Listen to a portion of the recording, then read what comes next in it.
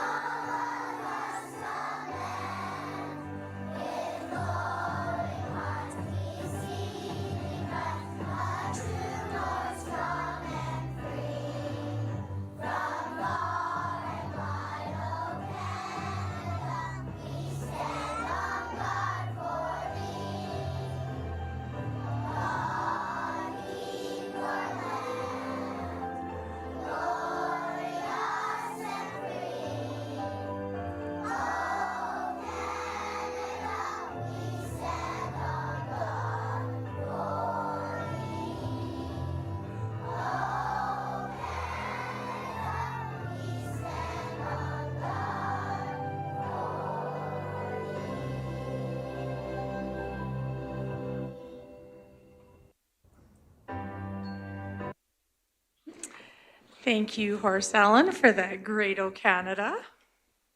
What grade was that? Okay. Anyhow, it was still great. Great, adorable, that's right. All right. Moving on, so to our consent agenda. Recommendation that the October 22nd, 2024 consent agenda be approved by the Board of Trustees as presented or amended. Can I get someone to make that motion? Trustee Poitras?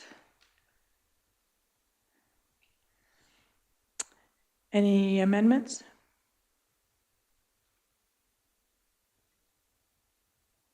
All right, seeing none. Recommendation that the October 22nd consent agenda be approved by the Board of Trustees as presented. All in favor? Carried. Emergent changes to the agenda. Recommendation that the October 22nd, 2024 regular board meeting agenda be approved by the Board of Trustees as presented or amended. Can I get someone to make that motion? Mr. Long? Any conversation around the consent agenda? Or, sorry, the emergent changes to the agenda? Trustee Gimber? I would like to add discussion regarding the Regional School Council meeting this October 29th, please. So is it a discussion item or an action item? No, it'll be an action item. Action item? Please. Okay. So that'll be E4. And sorry, the title would be Regional School Council? Yes, please. And so, okay. Okay. Perfect. Okay. Any other changes to the agenda? Okay, seeing none. Recommendation that the October 22nd, 2024 regular board meeting agenda be approved by the Board of Trustees as amended. All in favor? Carried. Declaration of conflict of interest. Recommendation that the Board of Trustees declare if they have any conflicts of interest relating to agenda items from the October 22nd, 2024 board meeting, and if so, should declare them. Seeing none. Moving on to our action items. E1, Board Self-Evaluation and Superintendent Evaluation. I'm going to remove myself as chair for this conversation, as myself and Trustee Poitras did the motion together. Is there anyone, so obviously Trustee Poitras and I made the motion, so Mr. Perry, would you share this portion of the agenda? Absolutely.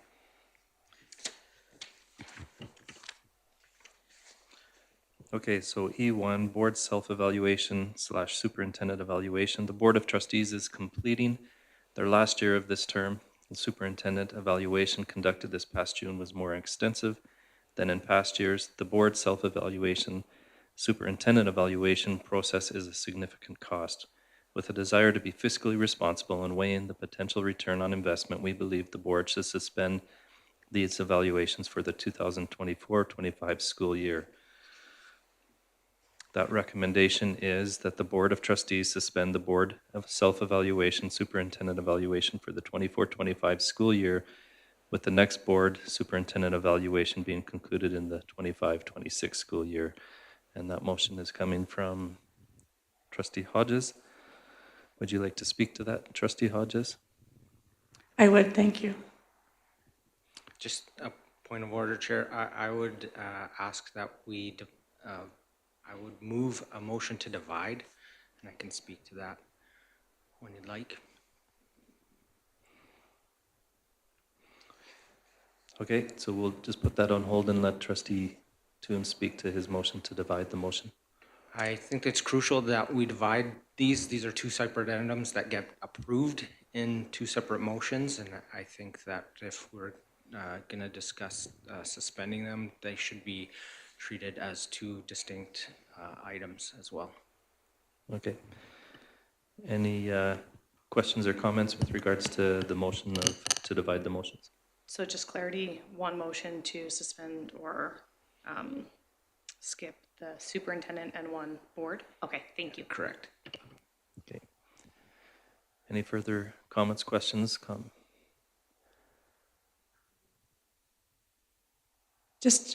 I, sorry. Yeah, go ahead, Trustee Hodges. Just seeking clarity, so we're just going to, have the motion to divide for board self-evaluation for this school year, 2024, 2025, and then the last part of the motion, evaluations to be conducted in the next school year.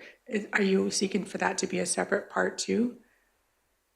No, it would, as Nikki has put down, the first motion would be to suspend the superintendent evaluation, and the second would be the board. All rest of the wording in the motion would stick. It's essentially just splitting the motion into the intent of it. Okay, thank you. So the motion reads the same for both of them. It's just separating superintendent and board so that you're two separate motions. Okay, any further comments, questions? If not, we'll let Trustee Toon close on that. Again, I appreciate the opportunity to have these discussions. I think it's important that since it is two separate things that require approval, that we should have two distinct motions if we're discussing suspending those. Thank you. Okay, I will call the question on the motion to divide the motion into two. So we have the motion that the Board of Trustees suspend the superintendent evaluation for the 2024-25 school year, with the next superintendent evaluation to be conducted in the 25-26 school year, and it would be the same for the board self-evaluation. All those in favor? Any opposed? Carried. Okay. Do we have any particular order that we want to follow through with these, or should we go with the order that Nikki has put on the table? Okay. So we will start with the motion that the Board of Trustees suspend the superintendent evaluation for the 24-25 school year, with the next superintendent evaluation to be conducted in the 25-26 school year. Trustee Hodges, would you like to speak to that? Sure, thank you. Due to a motion earlier, we were asked to look at all our committees and try and find ways to save money and be more efficient. And in the preamble where I talked about, we had a very in-depth evaluation, and the last one more so than we've done in the past. And so my recommendation was that we just didn't need that evaluation for this year. And so I just wanted to open it up to the board to have a conversation around that and trying to be fiscal responsible. I just wanted to put that out there for the board to have a conversation around. Okay, thank you, Trustee Hodges. Trustee Long. I had one thing that came to my mind when I was reading this last week is that it's, and I'm not saying it is, I wonder if the assumption is, or there's thought regarding that this is the last year for this board, if that has something to do with it. And again, it might not. And that we'll have a different board next year. So there are things we don't need to do this year because of that. And I have the other impression is that I think for the most part, we're going to have the same people back next year. I certainly hope so. And therefore, I feel we should continue with our evaluations as if this was our first year, our second year, or our third year as a board, and not be making changes with the thought, and it just could be a small part of it, that this board won't be there next year, so this evaluation really isn't necessary, and I'm the opposite. My feeling is I hope the board will be back again, and so we should continue as if this is year one. And so that's my concern with this. I think these evaluations are very important. And I'm just speaking to the superintendent, of course, at this time. We should go ahead with it. Trustee Charchin. Thank you. Oh, it is working. Point of order, sorry, just point of order. Are we only speaking to the superintendent evaluation? Okay. He corrected himself at the end there, Okay, so. sorry, I was trying to read over it and then I missed it. Sorry, Mr. Long. Yeah. You were never wrong, Long but you and did clarify wrong. that you were speaking to the superintendent motion. So yes, we are speaking about the superintendent evaluation. So go ahead, Trustee Charchin. Thank you. That's a hard act to follow. I would like to speak in favor of this motion. Superintendent Seguin has been here, I know, more than 15, but less than 20 years, I think, in different roles across the district. We did have an extensive evaluation done that led us to renewing his time with us for another 5 years. And in the spirit of efficiencies and fiscal efficiencies, I think it would be very redundant to do that for this year. Thank you, Trustee Charchin. Trustee Poitras. I listened to everything she said before I decided to speak. Okay, so Chair Hodges and I made this recommendation together and I wanted to speak to it. Like Trustee Charchin said, we have done very extensive look into the work that Daryl's done, the plans he has coming forward, the relationships he's built in our division with senior administrators as well as school administrators and our teachers, as well as the strong relationship we have with the board, and it led us to move forward with a new contract. We work so closely with our superintendent and meet with him monthly, well, at least twice a month, but often when we do the evaluation, a lot of it is things that we have been kept apprised of throughout the year. So as this is the last year of this contract and to be fiscally responsible, and with the extra look that we've done into the role of the superintendent and who we currently have in place and will continue to, I also feel that it would be fiscally responsible to not go forward with the evaluation this year. Thank you, Trustee Poitras. Trustee Toon. Thank you.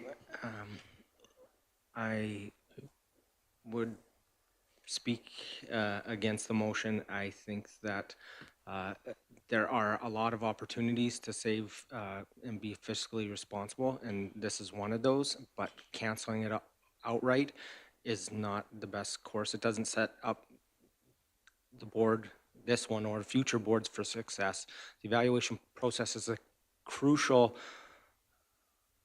duty of the board, and there's so much great discussion and opportunities for growth that come from that, not just with the superintendent, but with the board, and then becoming a cohesive team working together. I think there's ways to do it cheaper, but to say that we're not going to do it at all, I think is, as Trustee Long had spoken to, a mistake. I think we lose momentum of this board going into the next term if we do not have an evaluation process. It might not need to be as fulsome as in a contract negotiation year, but I think that we do our division and our students a disservice by neglecting the duty of the board to evaluate our superintendent. Thank you, Trustee Toon, Trustee Yegas, and then Trustee Gimber. Thank you. And I agree with Trustee Long and Trustee Toon. One of the things that we do on an evaluation is that they come up with the, points at the end, which sort of they work through for the year. I can't remember what they're called, but how is he going to, there are things that are going to change because it is going to be an election year. So, how is he going to change what his areas that he is going to be concentrating on for the next year? And I also think, like was said, that you're going to lose momentum. We don't have to do the extent we have done in the past, but I think it's good for us to hear what the superintendent has to say in terms of how he feels about what has been happening and everything throughout the year. So once again, I disagree with this. Thank you, Trustee Gimber. Thank you. So I'm against this motion. I believe that, first of all, it's in policy that it occurs annually for a reason. Obviously, a board at one time felt strongly enough that it was annually, that they actually put it in policy. So I'm going to recognize that. I think having an evaluation done this year, even though it's the end of a term, is a baseline for next year in a lot of ways. So there's definitely value in having the superintendent's evaluation take place this year, whether it's the extent it was or not for cost savings, as others have said. I agree there's room there, but I will be voting against this motion. Thank you, Trustee Gimber. Any further comments? Okay, Trustee Hodges, would you like to close on the motion for the suspending of the superintendent evaluation? Sure, thank you. I appreciate everyone's comments today. I do recognize how important it is for evaluations. I still feel like we can have our areas of growth for monitoring, and I guess potentially we could look at an alternative for an evaluation as a board and have a discussion around that. But yeah, so I thank you. I think that's all I want to say right now. Okay, thank you.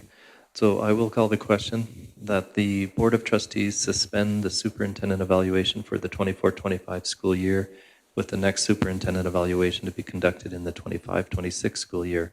All in favor? Those opposed? Defeated. Okay, we will move to the...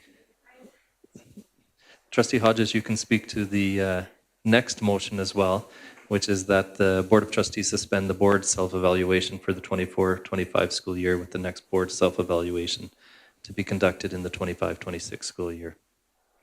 Thank you. Again, it just relates back to my other comments around the superintendent evaluation. Again, it was a thorough board self-evaluation that we went through. And I think that, I know this is an election year and potentially we could be a whole brand new board next year and none of us could be here. I just, again, wanted everyone to consider the cost that was involved and still monitoring ourselves throughout the year without potentially having the board self-evaluation. So, thank you, Trustee Hodges. Trustee Poitras. Yeah, so I just want to speak to this a little bit. Part of the conversation that Lori and I had when we were discussing this one did have to do with this being an election year.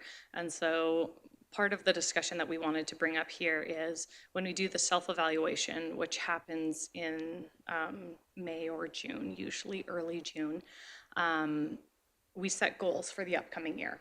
And there's 3 very specific goals that the board itself is working on. So we didn't know what the board would look like. It would be wonderful if we were all back here. And if we're not, we thought if we didn't do the evaluation, then that could happen in October or November, where these dollars could be used for the new board to not do so much an evaluation, but goal setting for the year so that they have a connection to those goals and kind of know where they're coming from. However, there is, as a new trustee, it was nice to come in and not be like, hey, what goals do you want to work on this year? It's like, I don't know. What kind of goals would we set? So I can also see that in some ways that might be setting the next board up for success to have goals set with very specific reasons behind them. But some of the goals that we've been working on over the last few years have been very specific to our type of communication and the things that we do as a board, which might not be relevant. So part of that conversation was this will be our last year as this board. Even if all of us are back together, we will be considered a new board in a new term, and might be better to do something like that in the fall after the election. Okay, thank you, Trustee Poitras. Trustee Long. I'm speaking to the board self-evaluation. Make that clear. I want to reiterate what I said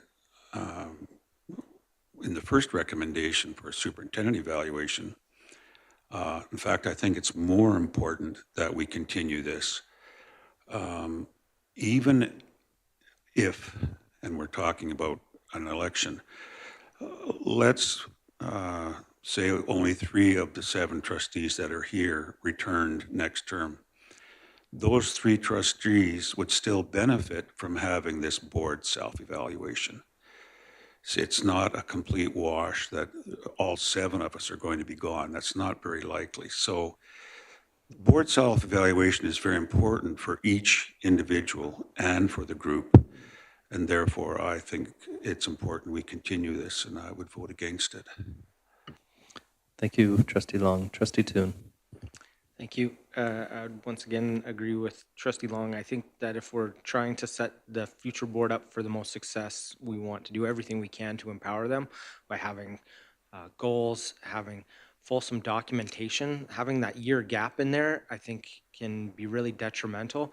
Having an external facilitator come in and help the board evaluate their progress gives a clear benchmark to the future board on where things are currently at. If it's reliant on the memory of former board members or administration to kind of benchmark where things were at, engaged to start the new board, I think that will set the future board up for failure. I think we need to, again, keep the momentum going forward. And to me, this feels like we're giving ourselves a pass. I think this one is actually, as Trustee Long said, more important than the superintendent, because our homework is to complete this 4-year term, evaluate ourselves, and then hand over the keys to the next election term. And by doing a disservice to them by not completing an evaluation so they had. I remember as a new trustee going through the evaluation process for the first time and having that document from the previous board, and there wasn't a lot of stuff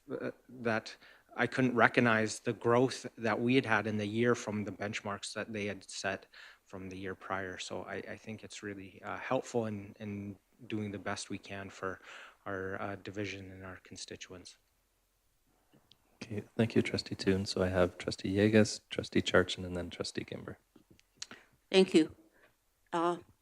Once again, I agree with Trustee Long and Trustee Toon that one of the things that can be used as a self-reflection on what has happened, and setting these goals is important, because there could be things that the board, I mean, we're going to have to be setting up something for the new board in terms of of what's going to be happening. So I think it's important that we have this self-evaluation. And even for us, it'll be a form of a closure too, for the end of the term for this board. Thank you. Thank you. Trustee Charchin. Thank you. I think we've heard really clearly that as a board, we feel that these evaluations are important in terms of the information that we get from them. I'm looking forward to working toward recommendations that were made in the spring for us as a board as we move forward. I'd also like to just maybe remind us or consider that when we, should this motion pass, be defeated, that the motion was made in the spirit of fiscal responsibility, but if we're looking for meaningful direction-setting information, that we consider the fiscal responsibility as a piece of it, but not maybe taking the lowest path out to have an evaluation. Clearly, this information is important, and we've said that. So just to keep that in mind when we come to spring and time for the evaluations. Thank you. Thank you, Trustee Charchin. Trustee Kimber. Thank you. I would echo a lot of the things I said on the last one with regards to policy stating a one-year evaluation, regardless whether it's your last year of the term or not. And I agree that this is probably more important. No offense, Mr. Superintendent, but and if it was 7 new people coming in next year, having had that evaluation complete with goals sitting there will permit those people to not be sitting there deer in headlights right off the bat. So I'm against this one. Thank you, Trustee Kimber. Trustee Poitras. I think they'll still be deer in headlights even with the goals.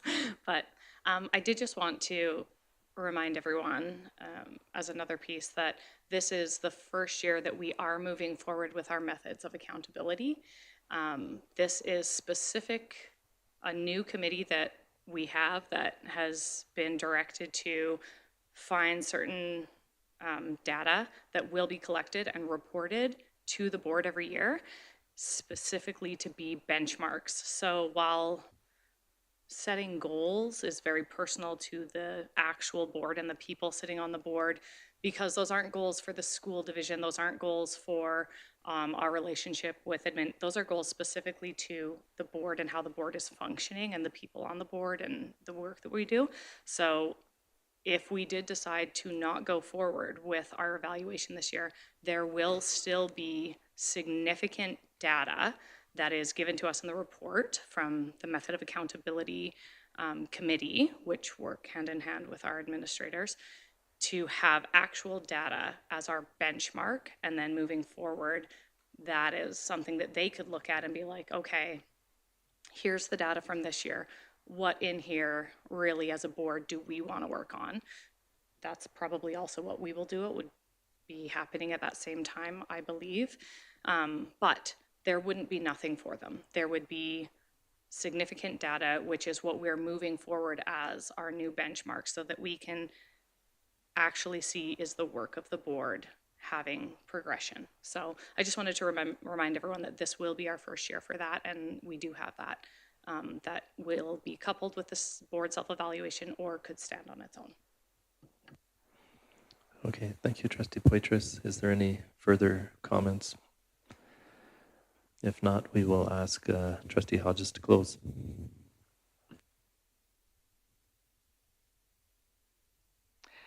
I don't really have anything more to say around it, so I'll just leave it as it is. Okay, thank you. Then we will move to calling the question that the motion is that the Board of Trustees suspend the Board of Self-Evaluation for the 24-25 school year, with the next board self-evaluation to be conducted in the 25-26 school year. All those in favor? All those opposed? That motion is defeated, and I will turn the chair back over to Trustee Hodges. Perfect, thank you. All right, moving on to E2, advocacy points for the 2024-2025 school year. The Advocacy Committee will present a list of potential advocacy points for the board to focus on this year. It is the recommendation that the Board of Trustees approve the advocacy points for the 2024-2025 school year as presented or amended. Trustee Yegas, you're making that motion? Great. Would you like to speak to it, please? Okay, we have talked about these advocacy points, and that is what is it, E2 on your consent agenda. If we, along with Trustee Long and our communications director, we looked at these advocacy points, and what we want to do is use these whenever we're talking to various groups or anything else. These are the points that we would like to concentrate on for the year. So I will present these once again, and then what we can do is either change amend these or accept them as it and use this for the, as I said, for the rest of the year. Number one, Livingstone Range School Division develops meaningful relationships and collaborates with the community, with community partners in the best interest of every student every day. Two, in the interest of student wellness and success, we advocate for student mental health through an extension of mental health in the school's pilot program and cross-ministry efforts with Alberta Health Services. Three, Livingstone Range School Division advocates to the provincial government for predictable, sustainable, and ample funding for student instruction, operations, maintenance, transportation, and student support. And four, we recommend the provincial government proactively create favorable conditions for the recruitment and retention of educational staff. And I would, like to either, as I said, look at amendments or changes or acceptance of this. And maybe Trustee Long will have something to add on this. Thank you, Trustee Yegas. The floor is now open for any questions or comments. Trustee Poitras? Thank you. Yeah, I really appreciate the work that went into this. I know a lot of discussion happens, and when you look at these things, it feels like, okay, here's our list of 50 things that we need to advocate for our students. This is very focused and well thought out and really prioritizes the needs that we need to advocate for this year. It's very specific, and I love knowing that our advocacy group will be constantly focusing on these and moving forward with advocacy throughout the year and updating us. So I appreciate the support, and I think you guys have hit the nail right on the head. These are top. Thank you, Trustee Poitras. Trustee Charchin, and then Trustee Toon. I'd also like to thank the Advocacy Committee for their work on this. Every one of those 4 statements speak about students. I know the 4th one doesn't have the word students in there, but when we talk about educational staff, students are very inherent. And I would be very proud and pleased to be able to talk about and support these 4 points of advocacy. So thank you to that group. Trustee Toon? Yeah, I'll echo what colleagues have said. It's amazing to see the work that has been put into these statements, that I think they'll resonate highly with our stakeholders when we share these. The one amendment that I'd propose is to advocacy point 4, and I would strike out the word provincial and write that we recommend that all levels of government, because I think this one, more so than a lot of the other ones, could have great impact for whether it be municipal or federal government with housing and things of that nature. So as we're meeting with our MLA, our MP, and our local councils, I think that it's key that we have that as a point, that they have touch points in there as well to create those favorable conditions, whether it's our local communities, our province, or our country. Thank you, Trustee Toon. Trustee Yegas, did you have any comments around that, or or the rest of the board around No, I that have change? no problem with that being changed at all. I think it makes sense. Thank you. Trustee Poitras? Just a point of order. It's my recollection that we no longer accept friendly amendments and that we'll vote on all amendments. Is that correct? Yeah? Yep. Okay, so I was just double checking that, although you did check with Trustee Yeagas, that we will be voting on this amendment? Yeah? Okay. Thanks.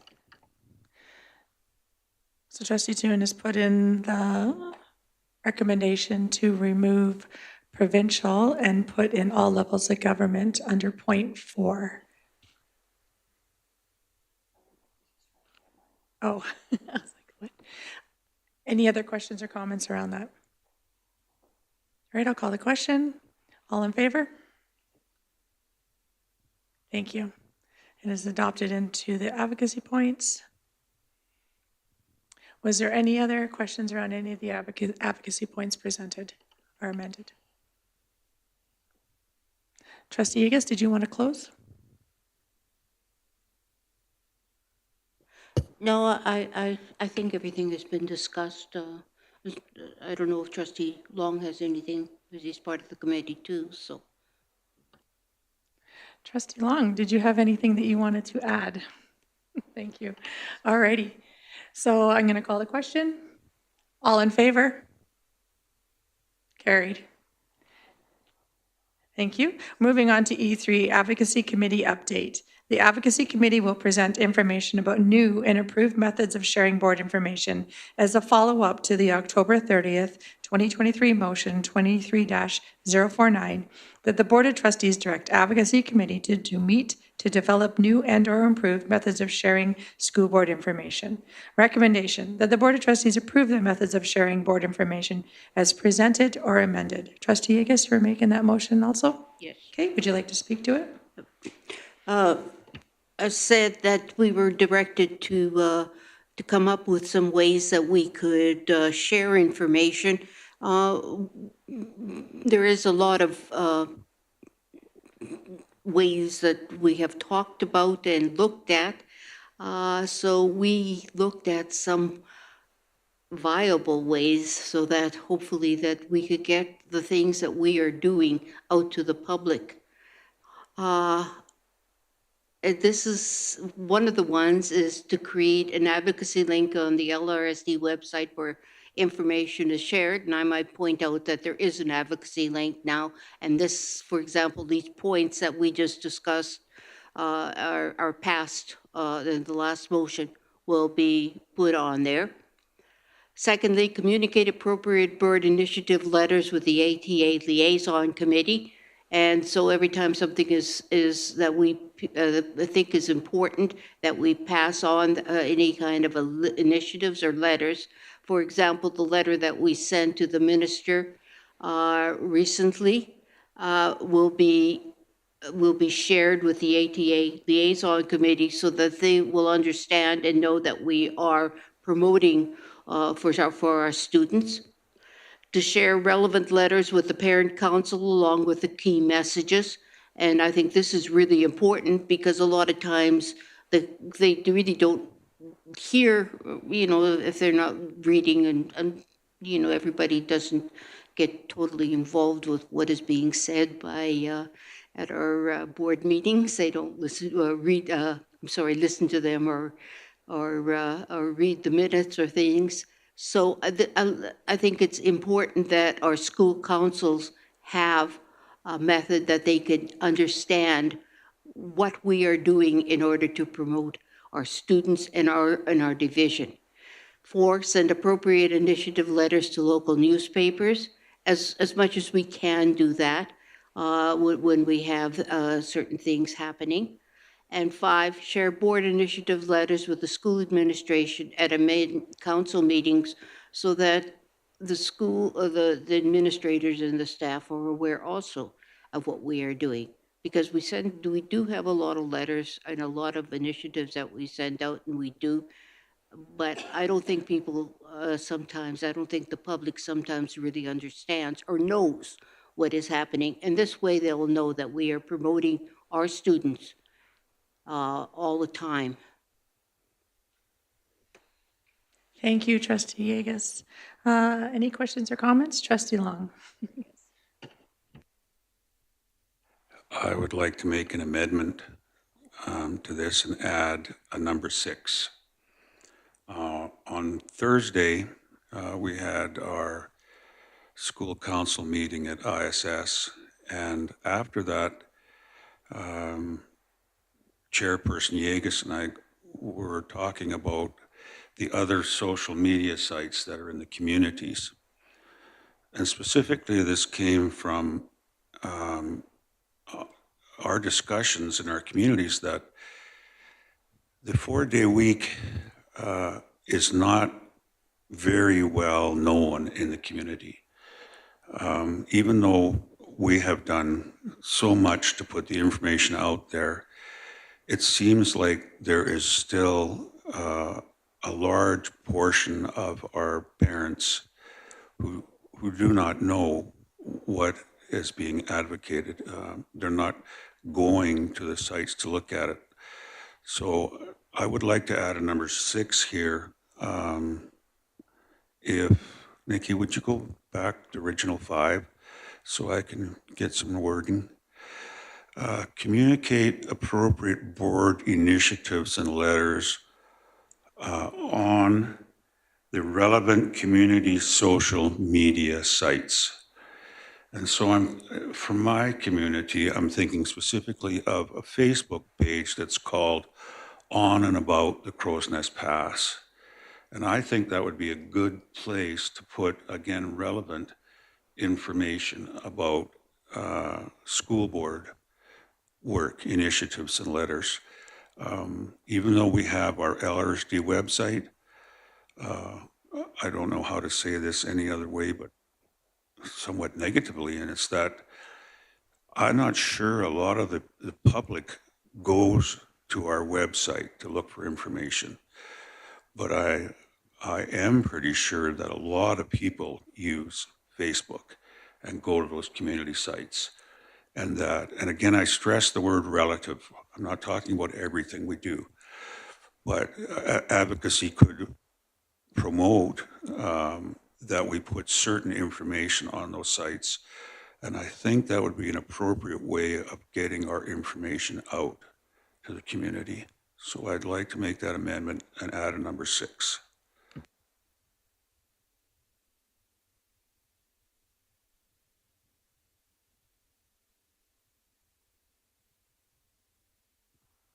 All right, thank you, Trustee Long. We have Trustee Poitras. Okay. While I certainly appreciate the spirit behind this, communicate appropriate and relevant board initiatives, letters to community social media sites. Okay. So while I do appreciate this and the spirit of it and wanting to communicate as much as possible, I do think that there are very appropriate ways of communicating that are reliable and lead people to the school division and the proper people in the school division to contact if they have questions or concerns. A lot of social media sites, and I think that when we talk about social media, that could be X, it could be Instagram, it could be Snapchat, it could be Facebook. So there's a large number, and then every single community has significant community sites. I know that in Fort Macleod alone, there's a Fort Macleod discussion page, a Fort Macleod positive discussion page, a Town of Fort Macleod page, there's so many. I think that it is really in an unreliable place to put information out there, not being able to, if you're posting it to something that doesn't belong to you, like a different site or a group, you are not able to pause the comments or make comments not available so that people are coming to the right place. And then also in the comments, that's a great place that you could clarify, but it's not appropriate for our communications officer to be sitting and monitoring all these sites and trying to respond to comments. It's it can just get pretty crazy in there pretty fast in those comment sections and in those feeds. And there's just, it's so big, it's so vast, it's so changing that when you talk about social media and all those different sites, you could be posting for days all the time. And then what does relevant and appropriate initiatives and letters mean? Who decides that? The communications officer, the advocacy committee. So I'm not opposed to adding something like this later, but I think that this needs to be a bigger conversation with our communications officer, with our IT department, with our administrators to properly get the wording around it. And of course, this document could be updated at any time. So I appreciate the spirit of it and that willingness and wanting to communicate and get these things out there. I just don't think that this is well developed enough to move forward with it this time. So I would be against this amendment. Thank you, Trustee Poitras. Trustee, sorry. Trustee Toon. Yeah, no, thank you. Had similar thoughts, Trustee Poitras, when this was proposed. For me, it's, I think, consistency in messaging is a struggle. The administration burden that this could create without a fully developed plan, I think is challenging. Who does it fall onto? Is it trustees from their personal accounts who could be asked to share these things? So I do agree that social media is avenue that needs further exploration. I wouldn't feel comfortable putting it in a approved advocacy plan at this time. Thank you, Trustee Toon. Trustee Gimber. Thank you. I don't really have anything extra to add over and above what Trustee Poitras and Trustee Toon have said. They've said everything that was kind of on my mind. I agree social media can be a fantastic tool to get the word out, but it can also be really scary. And without the proper investigation into that and plan that's been really thoroughly thought out, it scares the daylights out of me, I'll be honest. So I'd be against the amendment right now. Thank you. Any other questions or comments? Oh, yeah, Trustee Gimber. I'd just add that there are times that individual trustees share LRSD social media messages on their own pages, and that can be then shared out and shared out and shared out. So we do use social media, I think, just not to the extent that's in here right now. Thank you. Trustee Poitras? Yeah, so I just asked Nikki to bring these up again because I wanted to kind of look at them. And number 4 says, send appropriate initiative and letters to local newspapers. If you amended your amendment, or if it was amended to the amendment that, and LRSD social media sites, like LRSD does have its own account on Facebook where we do share out information. So if we shared it to our social media accounts, I could be in favor of that. I still think that we should just have the bigger discussion, so I'm not going to make that amendment, but I think that if you amended your amendment to say that, I could vote in favor of it. Thank you, Trustee Poitras. Any other comments around the amendment? All right, Trustee Long, would you like to close? I think this amendment needs further discussion, so I'm against this amendment. All right, so we will just call the question. Any, all in favor? Defeated. All right, we're going back to the main motion that the Board of Trustees approve the methods of sharing board information as presented. Any, Trustee Toon? I don't want to belabor this motion, but if Nikki could just pull up the plan again, I'm sorry. I'd propose an amendment to add and rural caucus to number 4.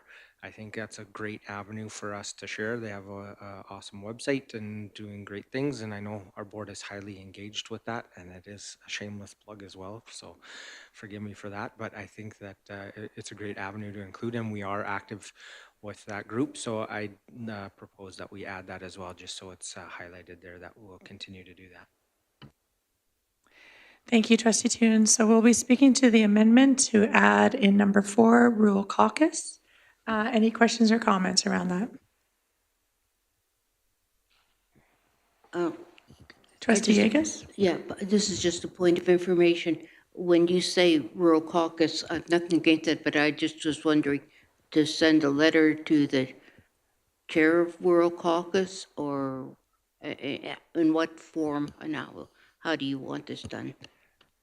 I was thinking more like if you look at number 4, share appropriate initiatives would be more applicable than the letters that / forward, but I didn't want to dive too deep in that because the Rural Caucus website highlights, and we have things on there now, highlights rural initiatives across the province. So I think that that would be the most appropriate part of the number 4, but I didn't want to get it too wordy and have it be complicated. So Thank you. Did that clarify for you, Trustee Yegas? Okay.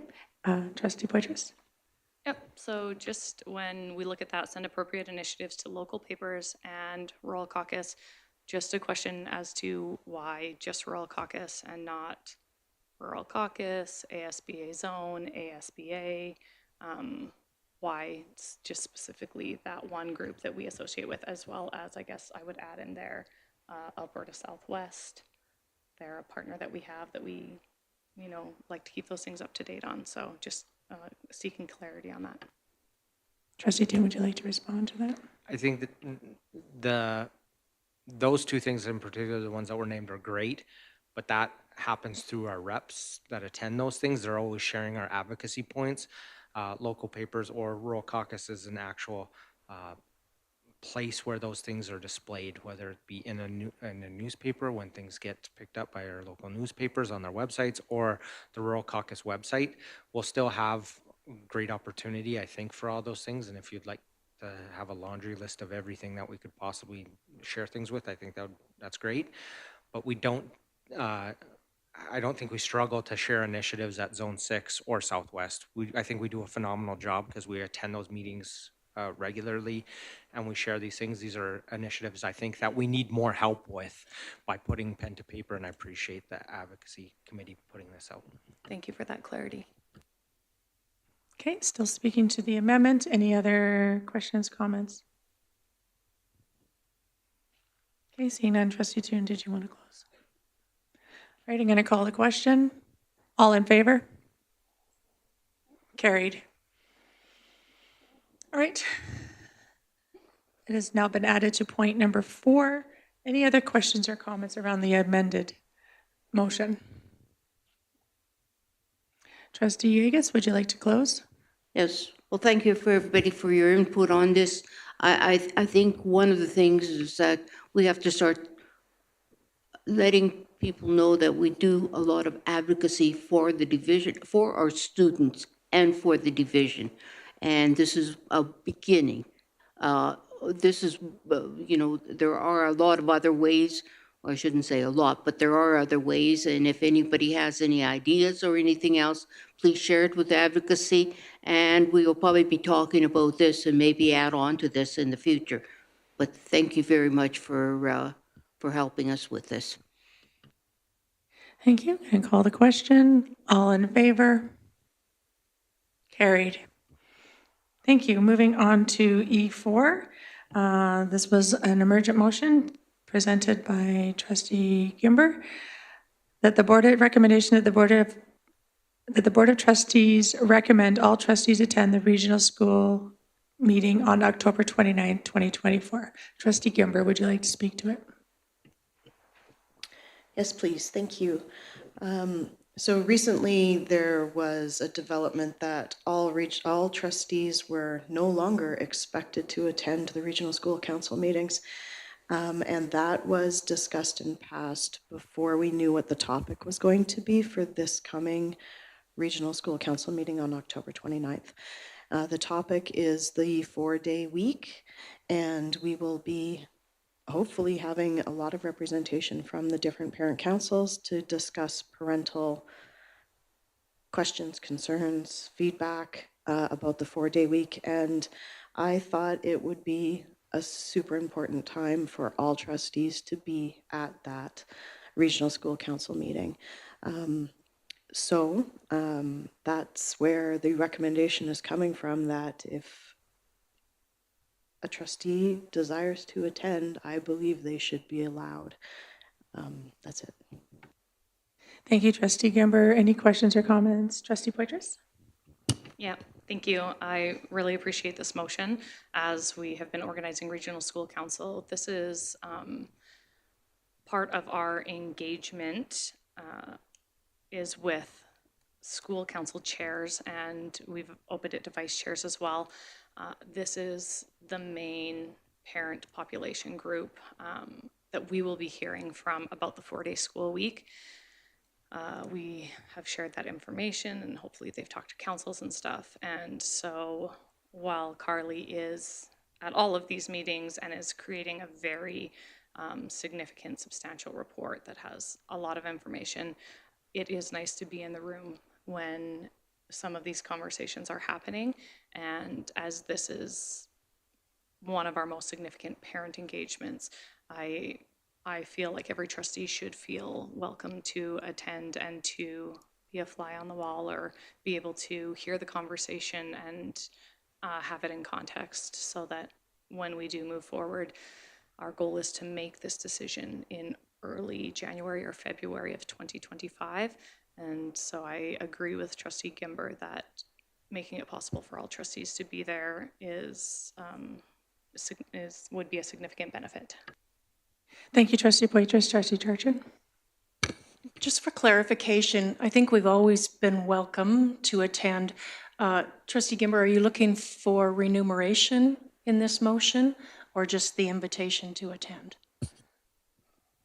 Trustee Gimber, did you want to speak to that?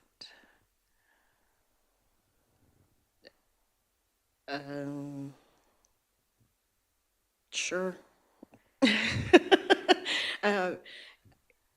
I think that everybody has always been welcome to attend, like you said.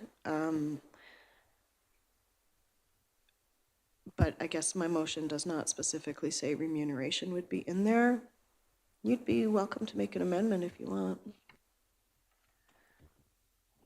Trustee Charchin, does that clarify? Were you wanting to make an amendment?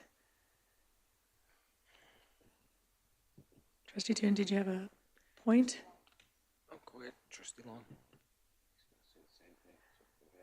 Go ahead, Trustee Toon.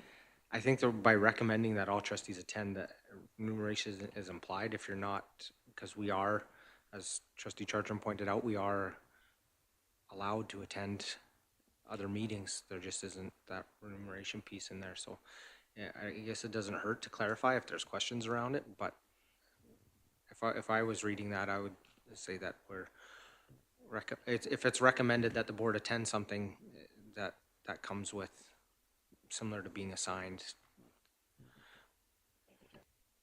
Thank you, Trustee Toon. Trustee Long, and then Trustee Charchin. Yeah, I would rather have it clarified. It's recommended that we attend grad. It's recommended that we attend school functions. We don't get remunerated for them other than mileage. I would make an amendment that the Board of Trustees recommend all trustees attend and be remunerated for the Regional School Council meeting on October 29th, 2024. I think that at our last board meeting, we passed a motion that trustees are not remunerated for school council. So I think we should make this specific. Thank you, Trustee Long. We are now just speaking to the amendment. Trustee Charchin, you had your hand up. Were you going to speak to the amendment? Okay. Yeah, thank you, Trustee Long. I think a year ago, if I had have read that motion, I I even assumed that remuneration was part of it. So I think for some clarity for others that may be reading our minutes and that should be added. Thank you. Awesome, thank you. Any other comments around the amendment? All right, I'm going to call the question, unless Trustee Long, did you want to close on that first? Sorry. Okay, thank you. So I'm going to call the question. All in favor? Carried. Sorry, any opposed? Sorry, I thought your hand was it up? No? Sorry, right now Yeah. it sounds like every trustee will be remunerated whether they attend or not, the way that sentence is written. No, they said attend and be remunerated. You have to attend and be remunerated.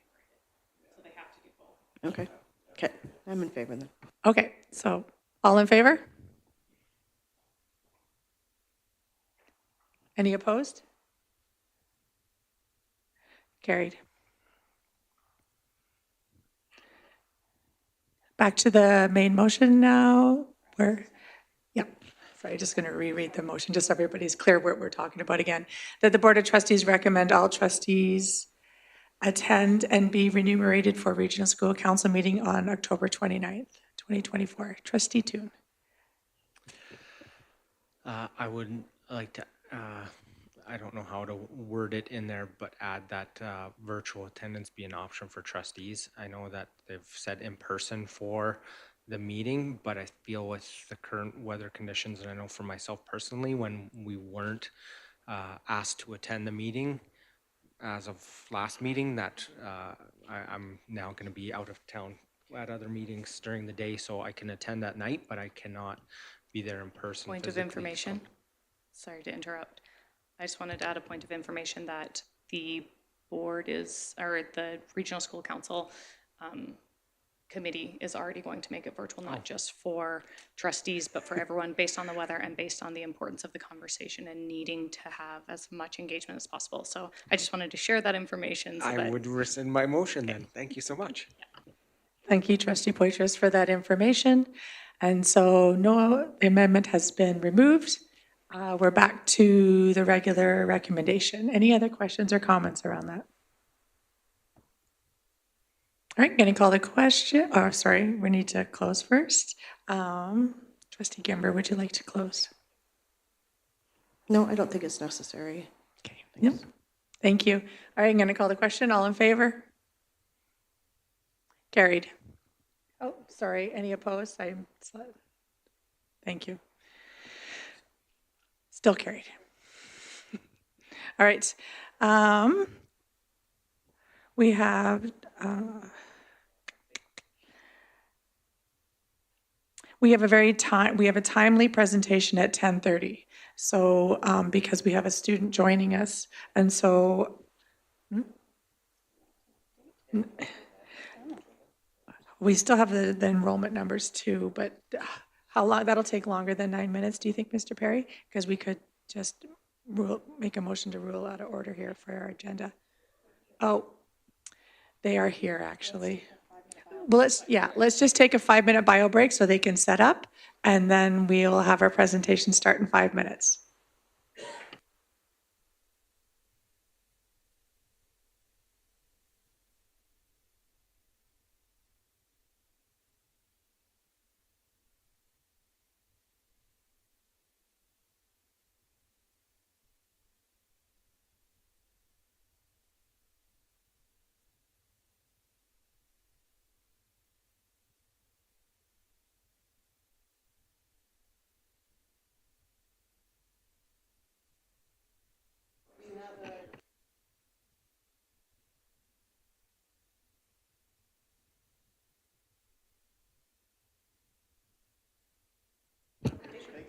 Test, test.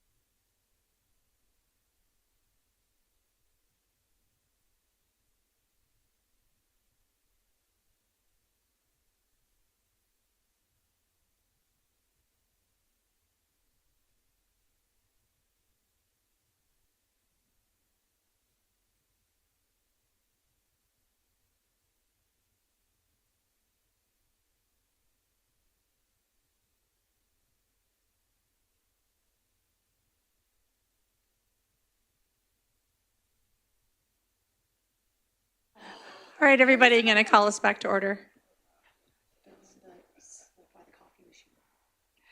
It is, and I'd like to welcome our presentation from our FACES summer program, Facilitating Awareness Character Building Education for Students, FACES, which was founded in 1999 by Mr. Rick Bullock, and who worked as an LRSD employee for many years.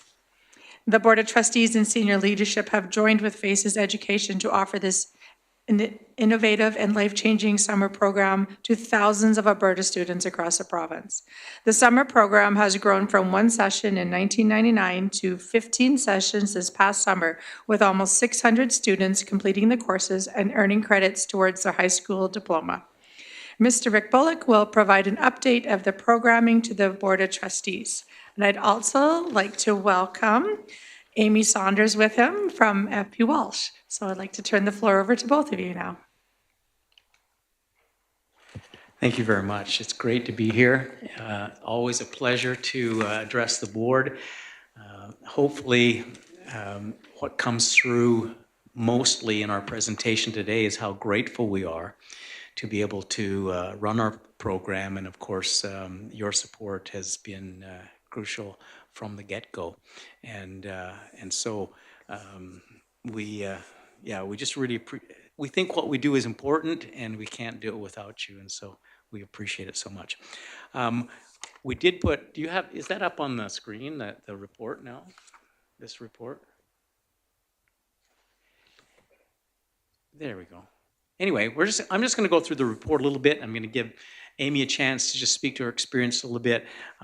Some of the things that, and I'm not going to go through this whole report. I do want to show a couple of clips that I think are valuable.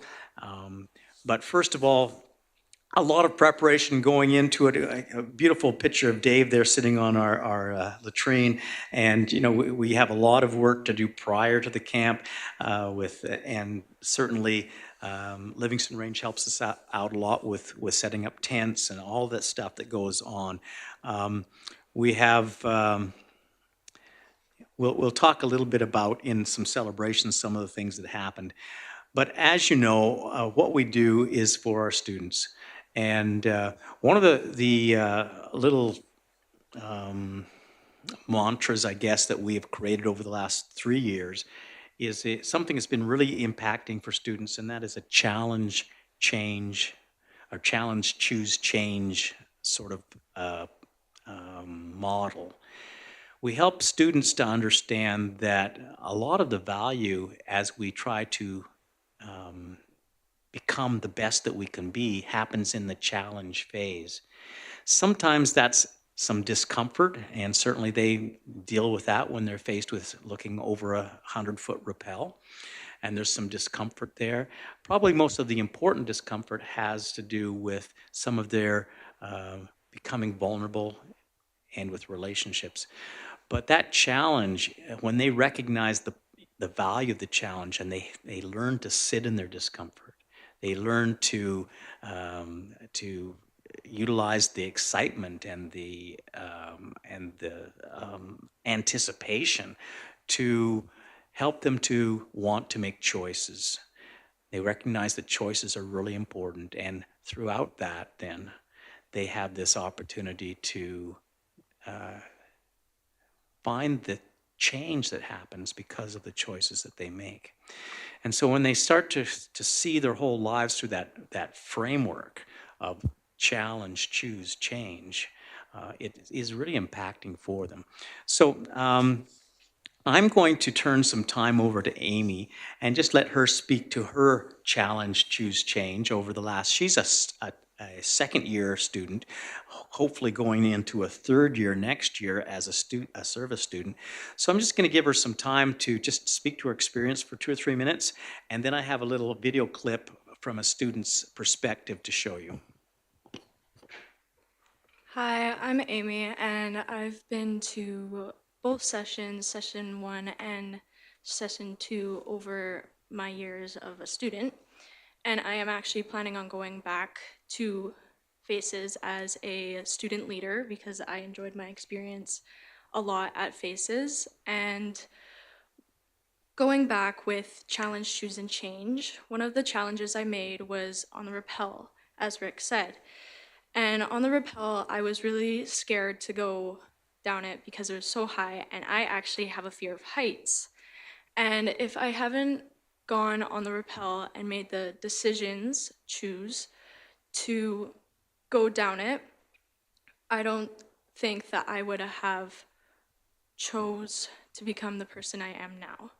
Going on with that, I wouldn't have gone to challenge 2, the year I just went to, and done the hike, because on the hike we go up a really, really steep hill, and on that steep hill you see like a lot of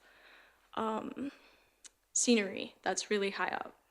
And if I haven't done the rappel, I don't think I would have gone up that hill.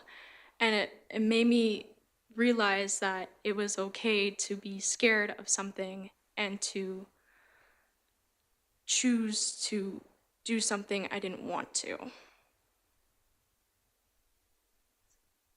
Thank you. Thanks, Amy. I'm sure they'll have questions for you later. Do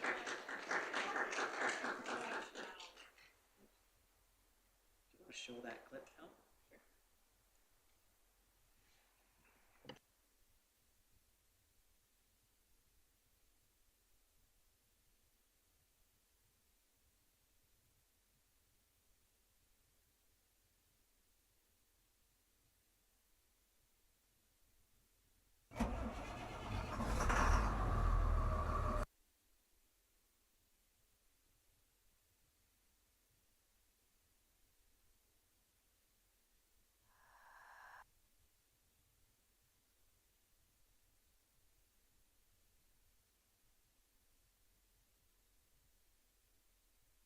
Rick, could I just ask Amy a question?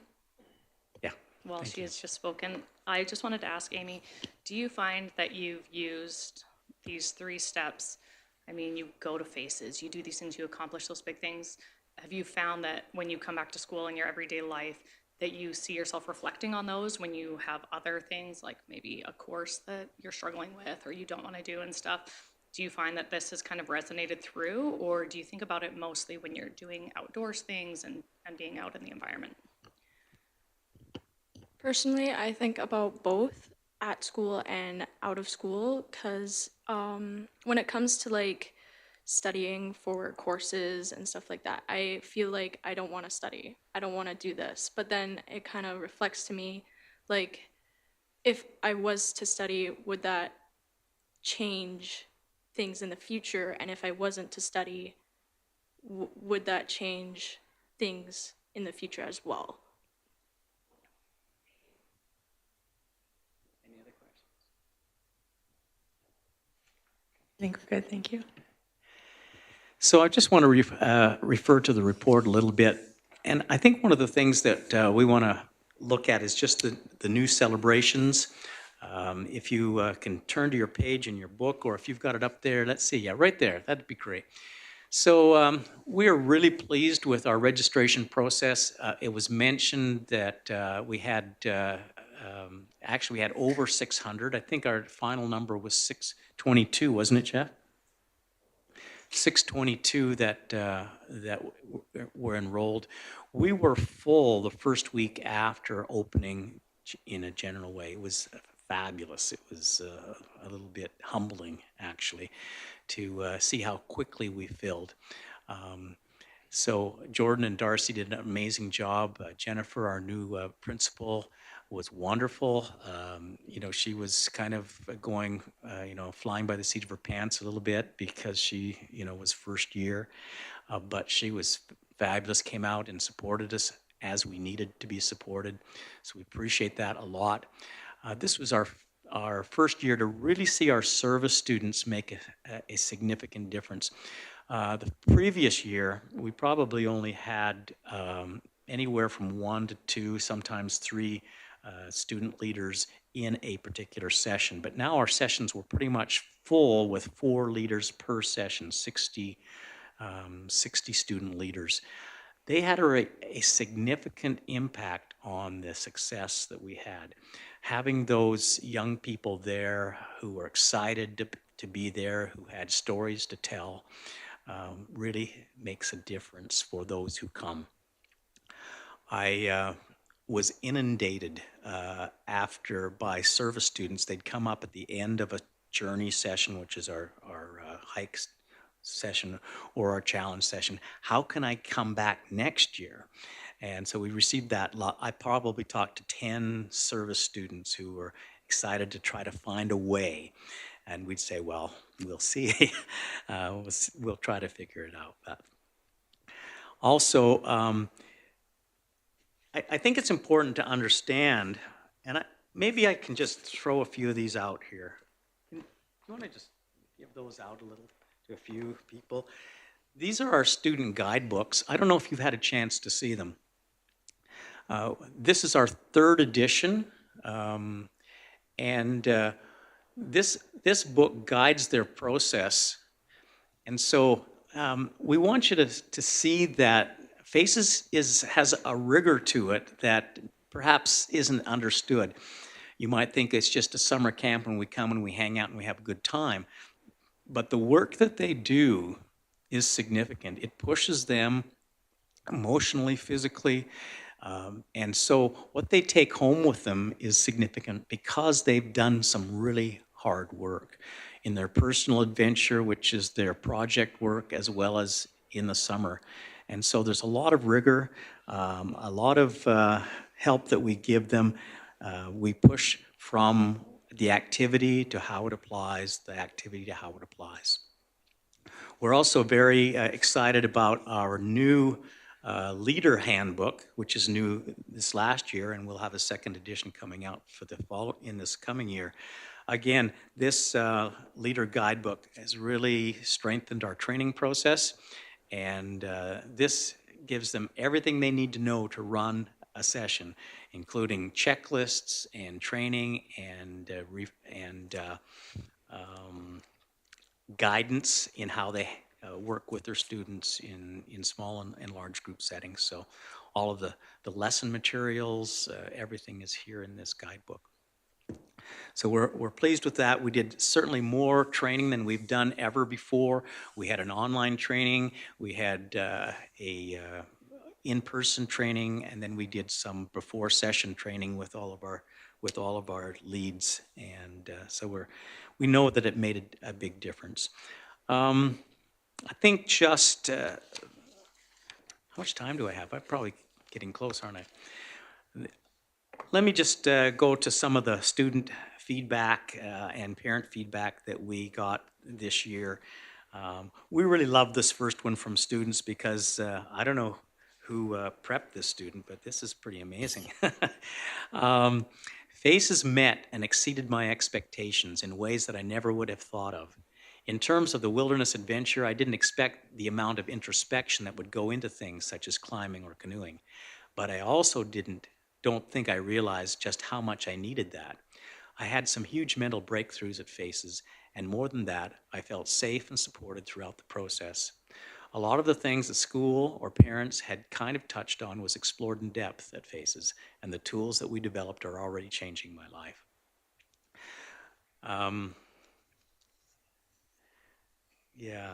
Just the second one maybe I'll read before I go to parent ones. In some ways it did, but in some ways it did, but in most it blew me away. The question was, did we meet your expectations? There were some physical challenges, but there were many mental challenges to overcome before FACES and after. There were lessons, but they were more interesting than normal school. I thought that was a typical type of response. Parent responses. Yes, and far exceeded my expectations. She learned emotional intelligence, boundaries, how to verbally stand up for herself with honor, integrity, and kindness. She learned she can meet new people, and it will be amazing. She committed to doing the challenges, faithfully running a mile a day, honoring her grandparents by recording their stories, and opening herself up to sharing her blessings through social media shares. So I don't know if you know, but part of our project work in our first year is doing a kind of a roots project where they get to know some of their history, and so they're asked to interview either grandparents or someone in their family. They also are asked to be careful with their social media. The first year, we ask them to stay off social media. The second year, we ask them to be on social media in good ways. And so we're trying to help them to understand the value and the dangers of social media. I think what we'll do is just we'll watch this little clip, and then if there are any questions, I'd be happy, and Amy'd be happy to answer any of them.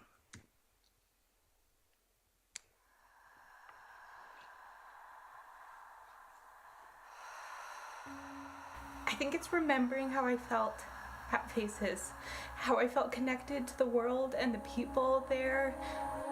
Lisa was from Matthew Halton quite a while ago. I don't know if It anyone- fundamentally changed how I thought about what I wanted to do with my life and who I wanted to be.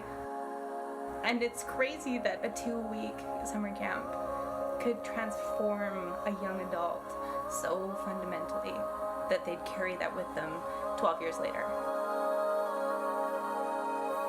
And it happened at a time where I was just coming into high school. After 2 steps, I was trying to figure out who I was. I lost my balance. And it kicked me off into an absolute passion. That's when the colors started to change.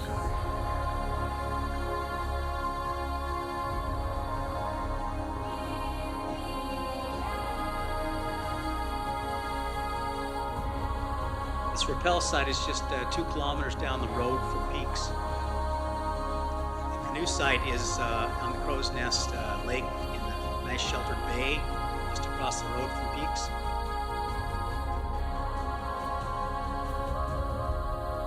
So just like a hailstorm that comes in is an opportunity to grow closer to each other and to learn something about ourselves, I think too in our societies, those really big complex issues that we face And it was somewhere then. are opportunities for us to better understand ourselves as humans and what it means to be human. Covered in chaos. And as we seek that understanding, to not just find healing, And it was somewhere then. but to actually create things that are better.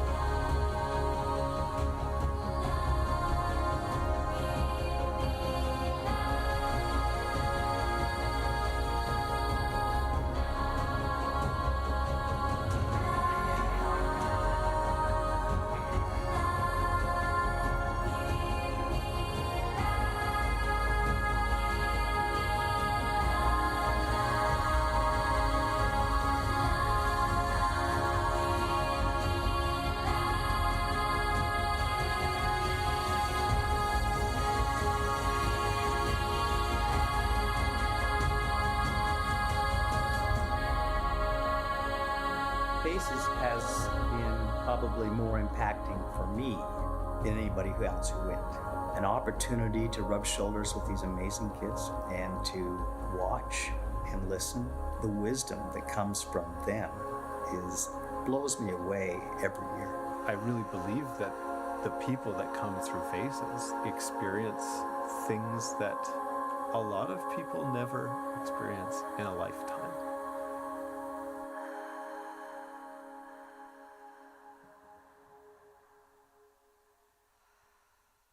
Again, I thank the board, central office, for their support so that we can do this for kids. This has certainly been such an important part of my life for 25 years now. And so I appreciate what we've been able to do together. So thank you.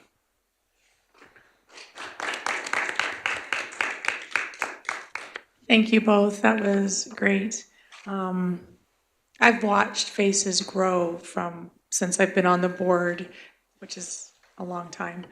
And so I really appreciate the growth that I've seen and we thank you also for running this amazing program for students.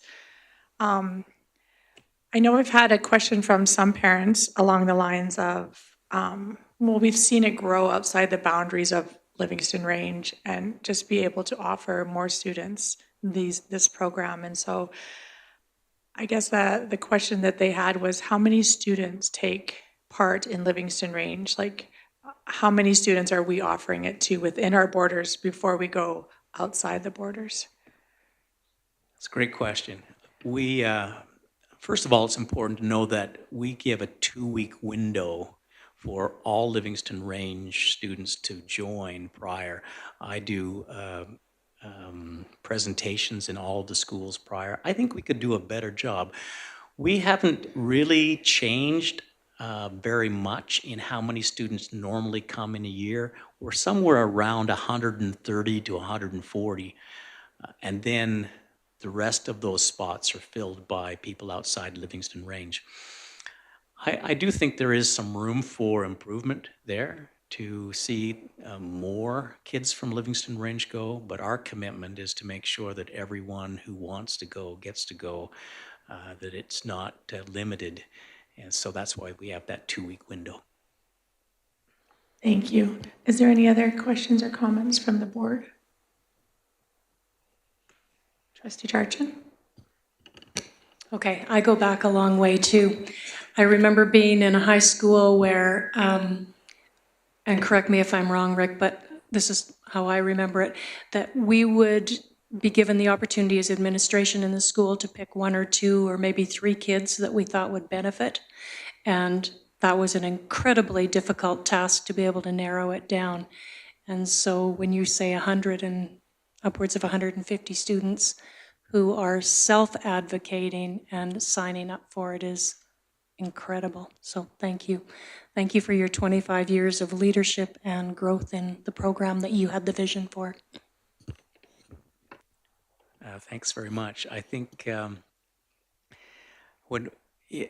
for those who know, when we first started FACES, we were trying to kind of handpick kids that were really in need.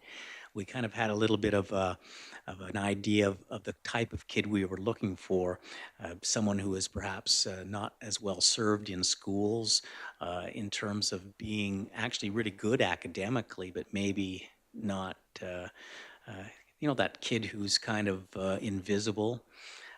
But since then, what we've found is that it's really just as impacting for every type of kid. In fact, when we join them together and have a wide range of different types of individuals, that's the best case scenario.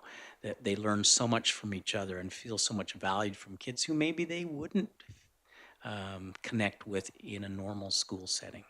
So, but those were days where we kind of tried to find a particular type of kid.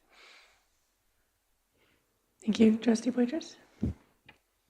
Yeah, I think that's one of the strengths of FACES is I've been to a number of FACES finales where the kids are done their week and these groups come in together and you never ever see one kid who's kind of out of the group, like when they do a skit or this or that.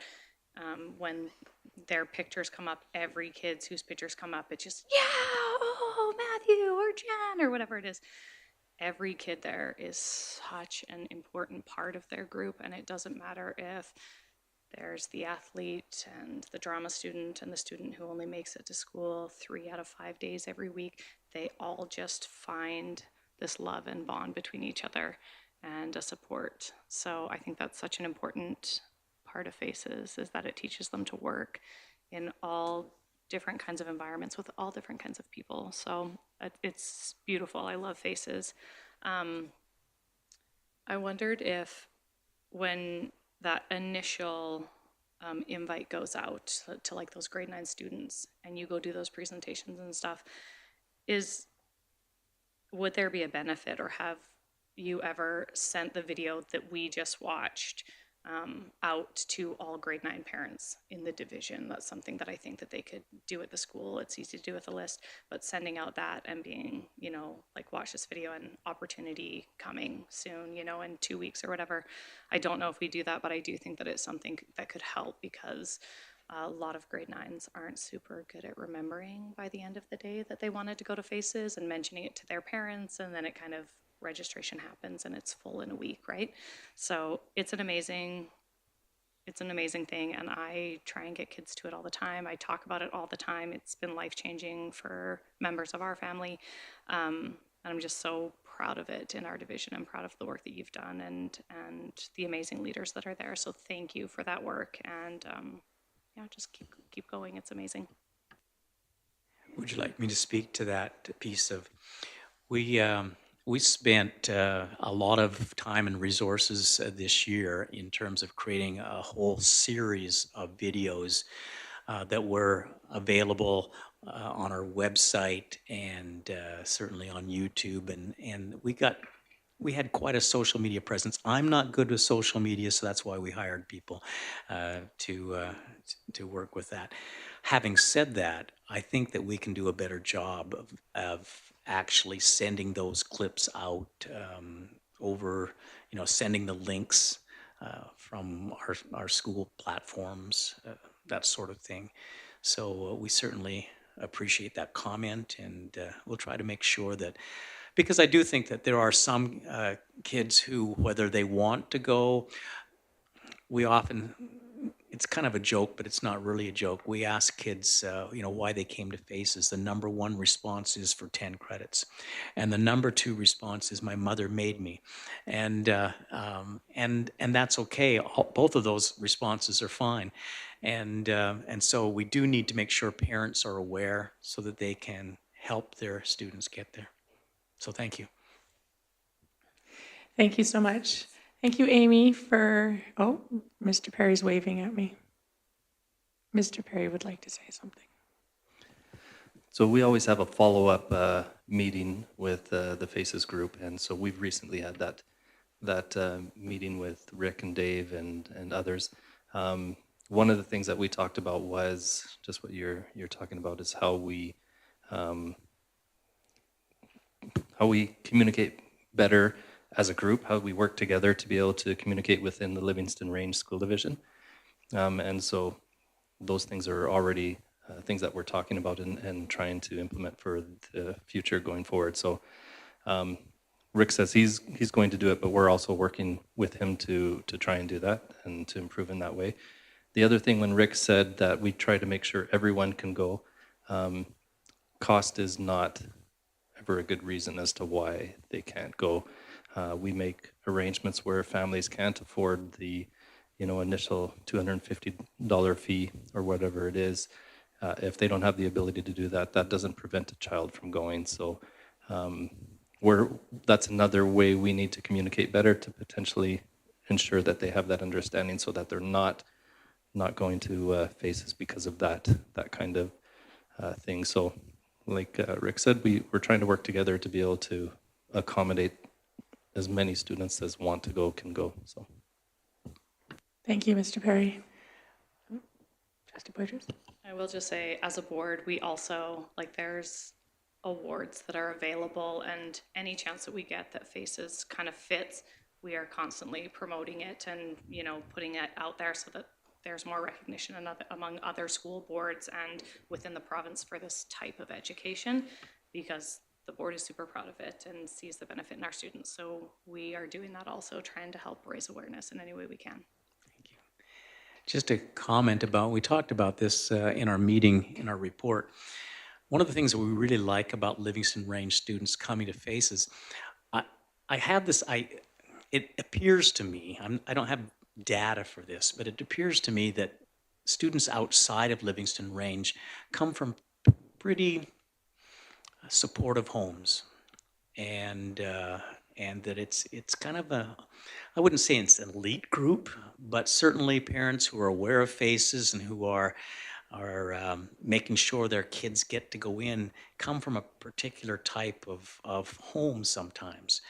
But I find with Livingstone Range, it's a much more um, representative group of who's out there. And so we do have a really wide variety from Livingston Range. We really value that because we think all kids should get a chance to go, and that having all kids there makes a difference for everyone. Thank you. Yeah, couldn't agree more. That's great. So I just want to say thank you again for joining us. Thank you, Amy, for sharing your story with us. I appreciate you taking time out of your day to join us today. And again, thank you, Rick, for everything you do, the Faces Corporation. It's hopefully lasts forever. So thank you so much for joining us today. All right, everyone. We'll move back into our discussion item, F1, our 2024-2025 enrollment numbers. Mr. Jeff Perry, Associate Superintendent Business Services, will review the official September 30th, 2024 enrollment figures with us. Mr. Perry, are you ready to go?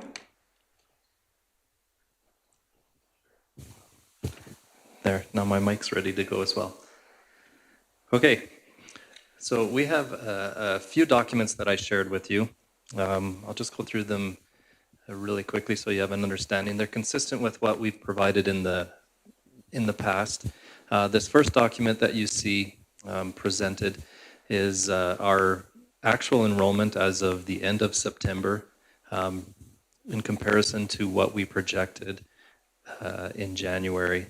And so as you can appreciate, a January projection of what our enrollment might be in September is a challenging thing to do. But the provincial government needs those numbers in an early time so that they have the ability to allocate their resources to the school divisions. And so we do receive our funding based on what our enrollment numbers are, our projections, but there is an adjustment in the year following to make up or pay back where we were out, so it works out in the end. And so I'll just, you know what, Nikki, is that a wireless mouse? Okay. No, I'm just want to control the mouse.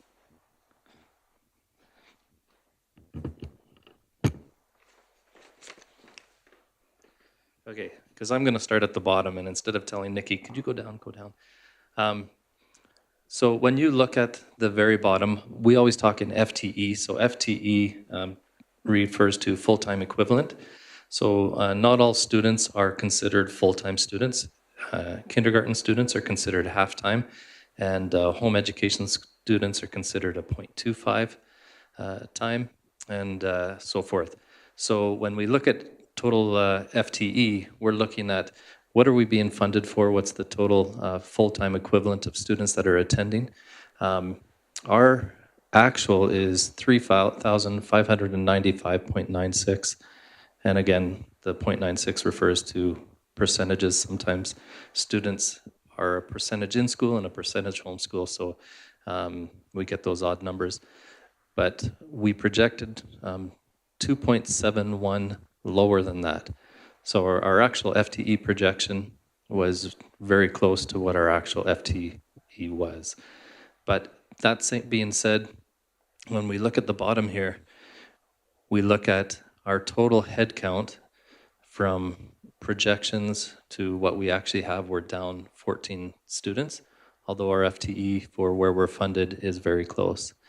How that equates is in our ECS head count, we're down 41 students from what we projected, and but we're up 33.35 in grades 1 to 12, so it offsets for the most part. We're down a little bit in virtual, and that has to do with we encourage them to attend school or our outreach locations because funding's better for us that way, but in the end, our virtual school also serves a purpose, and so we promote that as well. But home education, we're 5 students higher. So the net of that is about 14 students down from the prior year head count. But when we go through the schools, you can see, and I assume you looked through these, and so I'll just go through it real quick and just do the highlights where we have some increases and decreases. Stavely's a highlight. There's more people that moved into Stavely and are attending Stavely for a small community and school. That a plus 11 from what we projected is really good. They typically know what will be in there, so it's usually move-ins that increase there. Clarisholm is up 13.4 students. Grantham is up 2.5, which is good. That's a little higher than from what it was the past year. Fort Macleod is down 8. That's not too terribly bad considering the number of students in Fort Macleod. Pincher Creek is up 20, which is fantastic. Livingstone is down 20, which is not so fantastic, but we've found that a good number of the students that were attending Livingstone but were from other communities have returned to their communities, and that's kind of been a trend with Pincher Creek and the Crow's Nest Pass. So you can see that Matthew Halton's up 13 from what they expected, and Crow's Nest Consolidated is up 15 from what they expected. So some of those students were coming from Livingstone. Outreach is very close to what we anticipated.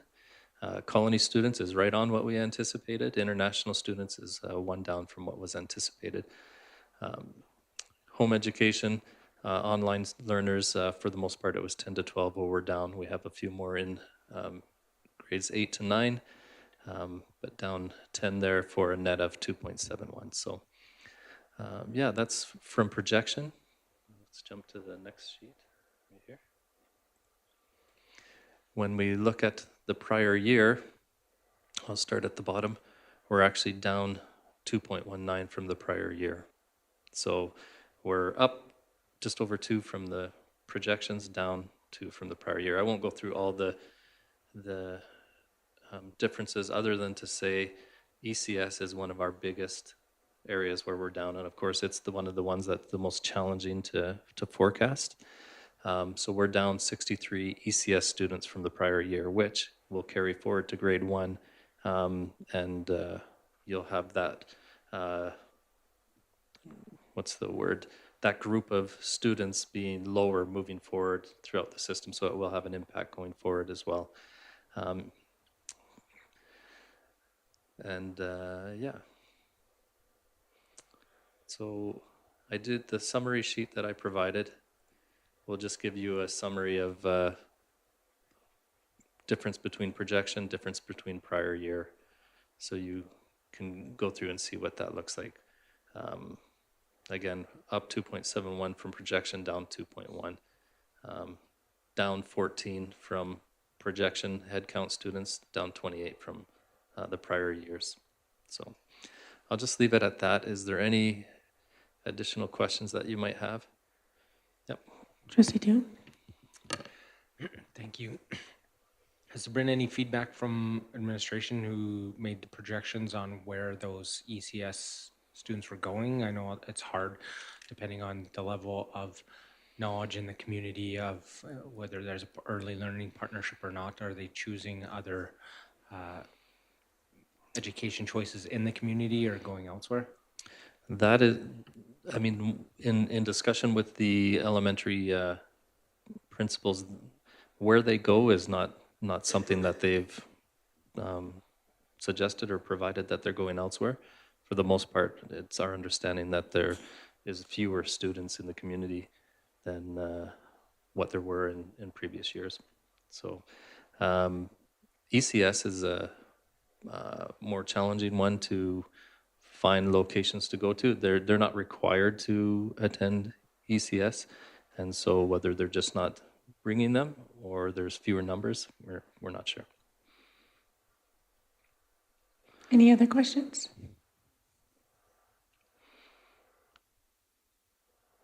Okay, seeing none? Maybe? You look like you might. All right, if there's no other questions, thank you, Mr. Perry. I'll let you take that. I'm going to move that we suspend the rules of our agenda because we have Carly Bond, who's joined us from our coordinator of communications, and she's going to be doing a 4-day school week update.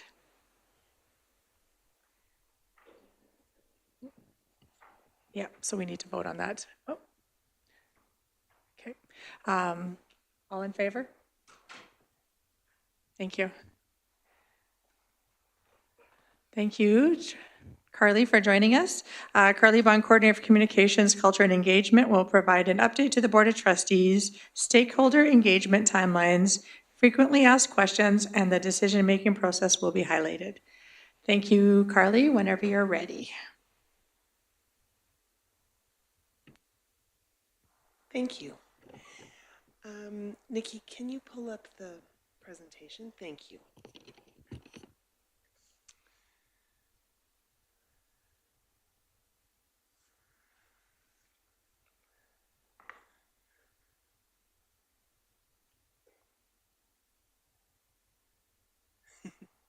Great, thank you.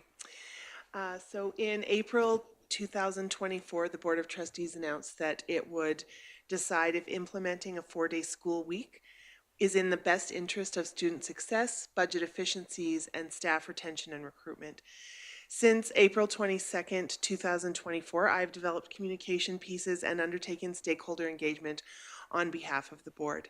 Today, I will provide a status report to the communication and engagement piece of the 4-day school week project.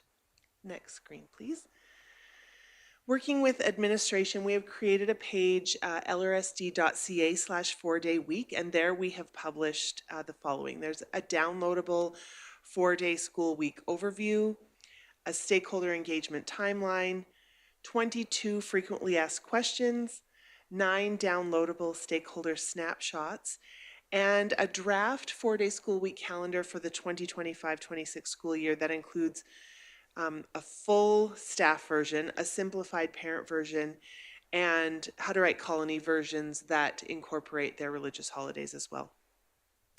In addition to the information on the website, we have emailed staff and parents directly with information and invited them to learn more at lrsd.ca/4-day week. Thank you.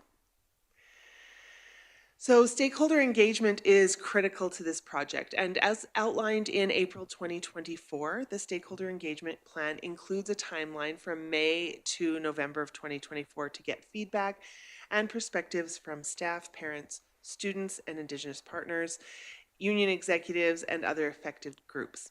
I'm pleased to report that we are right on track with our engagement timeline. Next, please. In May of 2024, all staff were invited to participate in an online anonymous survey to share their opinions on the advantages and concerns of a 4-day school week for staff and students. Staff were also asked how supportive they would be of a 4-day school week and what impact a 4-day school week would have on staff retention and recruitment. 272 staff responded to the survey with a participation rate of 47%. Thank you. Between May and October 2024, senior admin and I have met with admin council, union executives from CUPE, ATA, Willow Creek Bus Drivers Association, Pincher Creek and Lundbrook bus driver reps, Kainai Board of Education, Pekani Board of Education, How to Write Colony leaders, and students from Livingstone leaders. In total, we have had in-person conversations with 123 individuals. Thank you. As the trustees approved the stakeholder engagement plan in the spring, you may remember that there will be no broad parent survey for the 4-day school week. We've heard from parents since November 2020 on this topic, and we understand that there are parent perspectives on both sides of the issue. So rather, we're going to meet with school council chairs and vice chairs, those parent volunteers who represent their school communities, for open conversations and feedback. Next slide. We have received to date 1 media inquiry, 10 emails or phone calls from staff and parents, and 10 handwritten letters from How to Write parents. Those have been the inbound engagements for this project. And I will work through November on the remainder of our engagement touch points. And in December, we'll compile stakeholder feedback to report to the Board of Trustees. So we are on track. to present a report to the trustees in January of 2025. And then you will have the opportunity to evaluate if a 4-day school week is in the best interest of student success, budget efficiencies, and staff retention and recruitment. Thank you. Any questions? Any questions at all for Carly today? Trustee Poitras? And then, sorry, I don't know who had their hand up first. Okay, go ahead. Yeah, I beat her. Okay, my question was the 47% participation rate for the staff. Is that considered a decent number? Anything in the 1/3 to 2/3 would be a normal participation. I've thought about why maybe that seems low to me. I would have thought maybe a little more participation, but it was early in the engagement process, and there's some sense in the comments from those who did participate that they weren't really sure if they wanted to get involved at that time. And so one of the things that we're going to do actually that I didn't include in here is at Divisional Day in November, I'll be running 3 sessions that staff can come and we'll do those same in-person conversations and gather more, pardon me, more feedback there. They will now have had, by November, 6 or 7 months of information and to look at the staff snapshots. And so those in-person conversations will be happening in November with any staff who choose to participate. Thank you. Trustee Poitras? Yep, I just wanted to say that I appreciate the work that you've done, and we have approached things in the past in different ways, finding different ways to communicate, share information, get information, and really being intentional. The 4-day school week conversation, it's a decision that the board is just exploring, and being so intentional and setting it out and having our 3 deciding factors that will help make this decision has been excellent, and moving through the process and gathering all the data in the same way from the different groups. I really think that it is setting the board up for success in making this decision, because what we're looking for is very specific, and the data being collected is very specific to answer those questions. So I appreciate the work that you've put into this process, and I really feel strongly that we're going to be able to be successful in this decision because of the way and the type of data that's being gathered. So I appreciate that. Thank you. Trustee Charchen? We've talked a little bit about it in different topics today, but communication is always it's kind of the barrier, and it's also the promoter. But I would like to just really give kudos to the website, Carly, that you have created on the Livingstone Range website, and encourage people to go there. It's set up in a super user-friendly way. You don't have to scroll through a whole bunch of stuff if you have a specific question. It's laid out and has everything I think that any of us know for sure, and as much as Carly has received, I think. So be sure to use that website. It's great. Thank you. Thank you. I'll just add to that in addition to going to the website and reading all the information that's there, any of our stakeholders who want to get involved, provide additional feedback, can do so by emailing 4dayweek@lrsd.ab.ca. Thank you, Carly. Any other questions? Trustee Toon?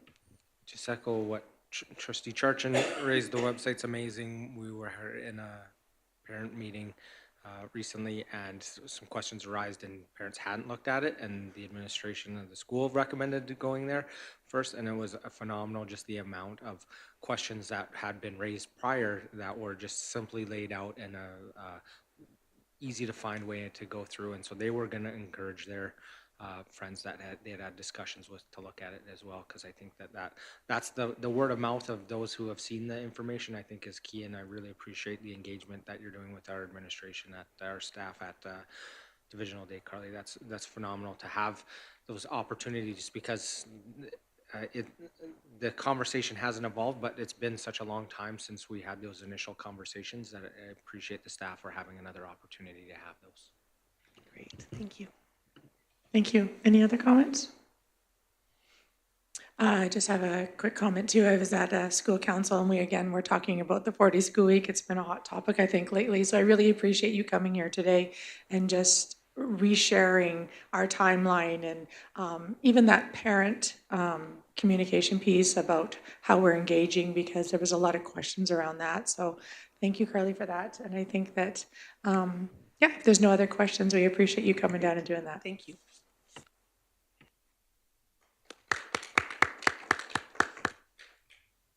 All right, everyone, I'll move us back to H1 and we'll have our Nanton update.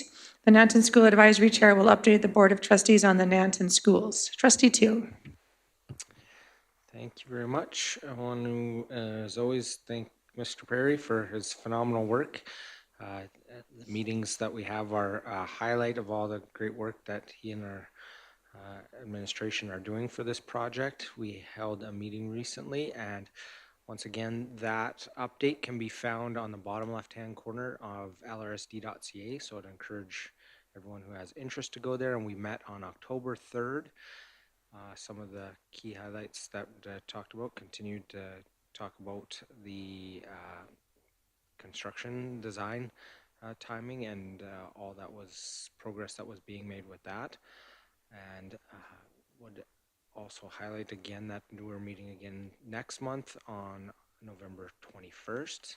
So for those committee members who don't have that in their calendar, this is your reminder to put that in your calendar so we can meet. But I would just turn it over, I guess, to Mr. Perry to see if there's anything else that he'd like to highlight that maybe isn't in the report or from the report. Mr. Perry, did you have anything you would like to add? Yeah, no, I think the only thing I would add to that is that we're working on a communication that was initiated from the advisory, Nanton Advisory Committee. And we're working on that and hope to have that out this week with some sketches of what the newly designed schools will look like. And so that, and we continue to work on a plan in relation to decanting. We've visited multiple sites and we're working on finalizing a plan and revisiting those sites to see whether there's interest to working with us, and our experience to date has been that there is. And so those are two major things that are going on outside of what Trustee Toon already said. Thank you, Mr. Perry. Any questions? All right, perfect, thanks. Moving on to H2, our Peaks Collegiate Campus. Mr. Perry, Associate Superintendent of Business Services, will provide an update on the progress of the Peaks Collegiate Campus. Mr. Perry. Okay, can I just have a moment to work with Nikki on bringing something up? We're going to give a sneak peek to, you've already seen it, but the public. Yes.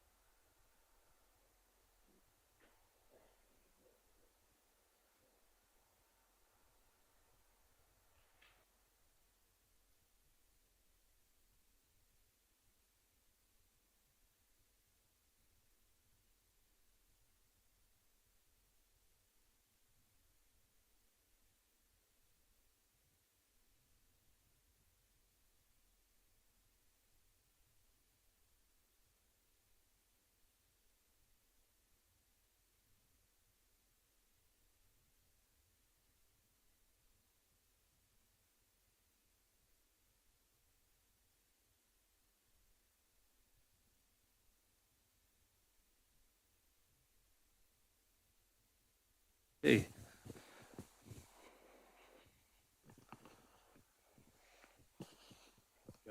Okay. Thank you, Mr. Perry. Yeah, please go ahead. So the Peaks Collegiate Enhancement Project has been going on for a little while now. After many iterations of what could potentially afford through the funding that we've received from the provincial government, and along with what enhances the site but doesn't take away from the environment of the site. Here's a sneak peek at what we included in our schematic design. So we have completed the schematic design as well as costing, and this is something that is currently within the costing report that we received. We have also gone to a request for proposal for additional architectural services, the prime consultant, for the design development, construction, working documents, as well as support throughout the rest of the project. And so that's where we stand at this point. We've completed that request for proposal. We've evaluated the submissions that we received, and we're happy to announce that Ferrari Westwood Babbitt Architects, or FWBA, is the successful prime consultant on the job. And so we are currently working on a date to meet, to have a kickoff meeting with FWBA and get the design development going. So this is a look at what we've come to with schematic. As we move into design development, we get into more details with regards to what is actually included and the details of the design. So I will show you one more little picture, which is kind of the gathering area, the main area of the inside of the enhancement. So you can see there's a space there that is conducive to presentations, to classes and working groups, as well as the potential to use it for other celebrations and things of that nature. So you can see that there's currently a loft on there, and that is so that we have more access to the visual, and we have presentations and working groups and things going on there. So this facility also has different requirements along with the collegiate funding that we received. We have to have the ability to house individual students and staff during the winter months, as they have programming out there that's more than one day. And so we've taken everything that has been required within the collegiate grant and tried to provide that in the schematic design to date. So we're excited about that. We've shared this with the board in the past, but we're excited that we're moving forward with a prime consultant, and time is of the essence. We know there's a lot of projects that are out there. We want to get to the market as soon as possible so that we have the ability to have multiple bidders on this project as we go forward. So again, excited about what's transpired to date, and we're looking to work forward. This is, when we communicate and we talk about this, this is all about the collegiate funding that we receive. Mr. Cusick is working on and doing a great job on the programming side of the collegiate. This is just the resource, the facility that will be able to utilize and support that program. And we're excited to see it all come together. So we do have regular updates with Alberta Education. They're curious as to how things are going. And so I've recently communicated to Alberta Education as to where we're at and provided them the schematic design, and they're said, thank you for the reports and looks good. So again, we're moving forward. If there's any questions in relation to the project, then I'd be happy to answer them. Trustee Poitras? Yeah, this is really exciting. I can't wait for it to start coming to fruition. I did just want to clarify just a little bit, when we are in a time right now that educational funding, the dollars are limited and very pocketed. And so I just wondered if Mr. Cusick perhaps could talk about what exactly a collegiate is, to help our stakeholders understand. We have specific dollars that are given to the students that are in our schools every day and to educate them and support their education. But by exploring this option and being able to be approved as a collegiate, it's a completely different kind of pool of money that gives our kids the ability to do different things. Is there a way you could just talk about that just for a few minutes to kind of help others understand what it means that we are a collegiate and the dollars that come along for a project like this? Absolutely. Thank you for that opportunity to speak to that piece, the programming piece. This is part of the dual credit pathways that we started in the past. So allowing students pathways to careers from high school into post-secondary. From that, the collegiate was born, in that combining dual credit with work experiences, opportunities, different industries and things of that nature to find proper pathways for students. This particular one is environmental science. It's one of the very few ones in the province, and some of the initiatives the province have done to be able to provide opportunities for other divisions and other trades and things of that nature to find pathways for success. And so we're very thankful for the funding we were provided to be able to start this. So. Thank you, Mr. Perry, or Mr. Kuzic, for that clarification, because I do know that it's a significant number of dollars, but it's not coming from our classrooms. It's actually expanding our classrooms and our opportunities for our students in our communities where we do have a lot of trades and a lot of, different pathways that our kids are going to go down, and getting them on that right away. So thank you both for that clarification, and I'm so excited to see this come forward. Thank you, Trustee Long. Mr. Cusack and Mr. Perry, should we be considering doing a presentation to Crowsnest Pass Municipal Council?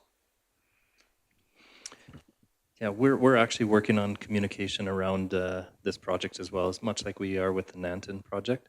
We're working to put together a communication where we can provide to the municipal partners as well as potential sponsors and things of that nature. So certainly that's, and to tell you the truth, we're actually working with the municipality, not necessarily the council, but with the municipality on other things like development permit and things of that nature. So they're very familiar with what's going on at the site. Yeah, we can include that in our plans with regards to our communication going forward. So it's a good idea. If I can jump into, we are partners with the Polytechnic, Lethbridge Polytechnic, and we're working with them to get the message out any place, anytime we can, to not only to bring awareness and understanding, but to provide that opportunity for students, to make sure students are aware. So we look for every opportunity to speak to communities and beyond. So. Thank you. Yeah, Mr. Perry. Can you hear me now? Okay. Just one other thing, and maybe this will answer Trustee Toon's question, but I don't know. Sustainability has been a big thing for us, and all along, the resources need to come from the programming that we provide on that site. And so the enhancement dollars that we received from the provincial government for the collegiate has to be in addition to what we already have. So we currently have a facility out there that we utilize for other programming. And the fact that we have that other programming makes this project a great partnership with the collegiate as well, that we can sustain the facility through the programming that we have, as well as enhance the facility through the provincial collegiate grant. And so for us, we think it's a perfect partnership between all the programs that we provide, and we'll be able to support the collegiate better because of the other programming that we have on sites. Thank you. I don't know if it answered Trustee Toon's question, but it answered mine. So, Trustee Toon? Yeah, no, excited for the amazing opportunities that will be housed in this facility and for the collegiate program, and how much of a success that is, again, for our division. And thank you for our administration for reaching big and being able to get approval for this project. Just a question, I know you said that we're just signed off on the architect firm on there. What is the projected, I know we're ways off from the tender and the construction, what is the projected timeline that this facility would be available for programming? So that's, our projected timeline and what can actually happen has to be discussed with the architects, and we haven't had that kickoff meeting. we hope to, within the next year, have people on site working. And so that's our goal and our timeline that we're working towards. We do have a timeline actually on the website. That might have to be revised a little bit after talking with the architects, but we'll go through that process. But we hope to have workers on site in 2025 to start the project.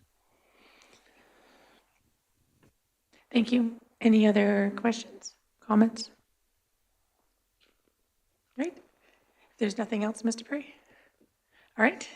Thanks, everyone. This is very exciting, and we'll look forward to future updates. All right, moving on in our agenda then to our key messages. Key messages from today's meeting. Whoa, there was a tie there. Mr. Long? Trustee Long? Yeah, a highlight of today's presentation by Ms. Bond about the 4-day school week, and included in that some sort of statement to parents, staff, and students about going to our www.lrsd.ca/4-day-week to learn about the where we are at this point. Perfect, thank you. Trustee Poitras? I think it would be great to highlight the 5 advocacy points that the trustees are focusing on and that the advocacy work will be going towards this year. Thank you. Trustee Yeagas? Okay. Trustee Charchin? Perhaps we could also add not just the website, but also the email link that parents can direct questions to for the 4-day week. Okay. I wondered if you wanted, did you want both advocacies that were passed or just the advocacy points? Sorry, Trustee Poitras put that forward. Oh. We could have both advocacy if you want. Yeah, I think that's good. And maybe when we're doing the, talking about the, for the 4-day week, you could mention about October 29th, the Regional School Council, because that doesn't hurt if it's being sent out to the. Trustee Gimber. A third point for the enrollment numbers. Enrollment? Okay. Trustee Toon?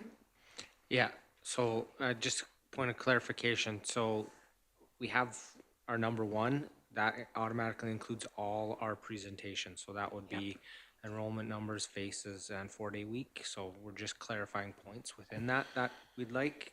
Yeah. Okay, thank you. Enrollment numbers was a discussion item, though. It wasn't a presentation. Yeah, the presentation was, the faces was only listed under there. And so then the 4-day school week was just a discussion. And so the faces will be the number 1 in under presentation. And then 4-day school week will be a separate point. And then advocacy and then enrollment. Okay. Everybody good with that? Perfect. All right, moving on to any potential press release items. Trustee Long? Number 2 in key messages. 4-day school week. And Trustee Poitras? Yeah, I would support that in putting out a press release just talking about the timeline that the conversation will be wrapping up. There is still time for any stakeholders who wish to give feedback and impact to visit the website, look at the information, and then email their submissions. So I do think, although press releases are kind of like, this is new, important, I think that this is something that as a press release, we can say, we are moving forward, it's wrapping up, make sure you go to these. And so I would agree with it being a press release. Thank you. Trustee Long? Yeah, I will think both in key messages and press release that we need a fairly detailed review of what the Ms. Bond presented to us. More than just a sentence, in other words. She gave us a really good presentation. And I think we need to pass that on both in our key messages to school council and in the press. Perfect, thank you. Trustee Toon? I'd like to include that we're updated on faces as a press release. I think it's a great opportunity to highlight how unique this program is. And anytime we can do that, especially ahead of, as we say, getting into the season of getting people interested in their students possibly attending that, I think that's would be a great opportunity, but to celebrate faces and all the great program. Point of information. Did Faces 30 happen last summer, or is Faces 30 going to happen for the first time this summer? So the third years, the service students is what Rick was talking about, and it did happen, and I think there were about 60 kids that participated in that. Okay, perfect. So I think that in the press release, I think that can be a key factor of like, Faces has now successfully had both Faces 10, 20, and 30 complete, and it will continue on, and then talk about the Faces program so that people are aware. But I think that's kind of a big point, is that Faces 30 took place for the first time this year and was successful. Perfect, thank you. Anything else? Oh, Trustee Gimber? Just maybe clarification from Mr. Perry with regards to the Nanton communication. Is that going to be considered a press release, the communication that's going to come out with that?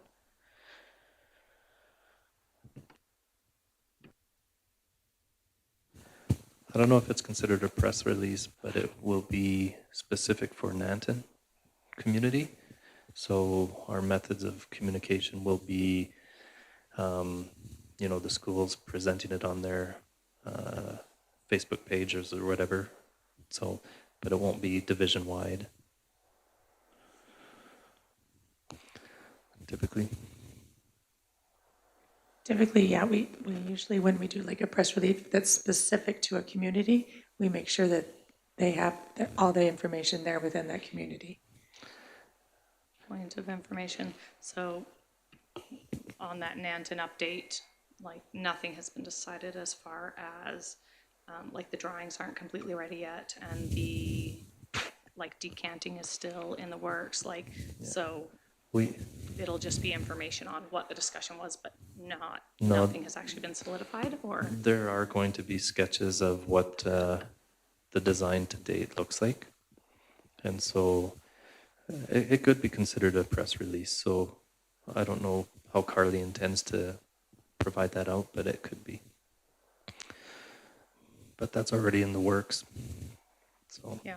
So like for me, I think that we've worked for 10 years or more for the Nanton update. So, I think that once the drawings are ready, there will be more communication in the communication piece that goes out to Nanton and stuff. But I do think as a press release, we could say, drawings are of the new Nanton school have been released, and show them if everyone feels like that's appropriate. I do think it's very exciting, but we could wait until maybe there's the drawings, as well as whether or not, decanting is happening and where. So I do think that it could be shared with everyone, though I just don't know if the timing's right. So any thoughts on that, on the timing of a press release being now or later? Trustee Kimber? I don't think it needs to be on this month, but I think it's something we definitely should consider once that communication is prepared. I will just add that we're almost 100% done drawings, so we're very close to that time period. But we did commit to the advisory committee that we would provide a communication out to the community. We heard from the municipality members that all is fairly quiet right now, but there are people looking for updates on what it might look like and so forth. And so we think it's important that we share that information, at least with the Nanton community, so they have an understanding of where we stand, where we're at as far as the design and the project. Thank you. Any other comments? All right, seeing none.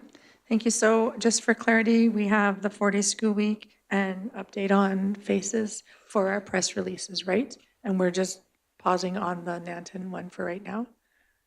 Okay, perfect, thank you. All right, we're gonna break for lunch for a half hour. Yeah, I was just gonna ask the board if we could just do that. We'll break for lunch for a half hour and then we're gonna move to in-camera. So can I get someone to move us in camera? Trustee Toon? At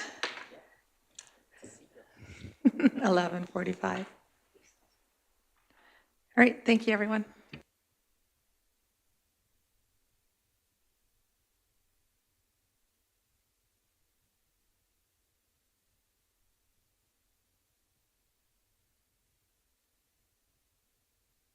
In favor to go in camera? Everybody in favor to go in camera? Carried.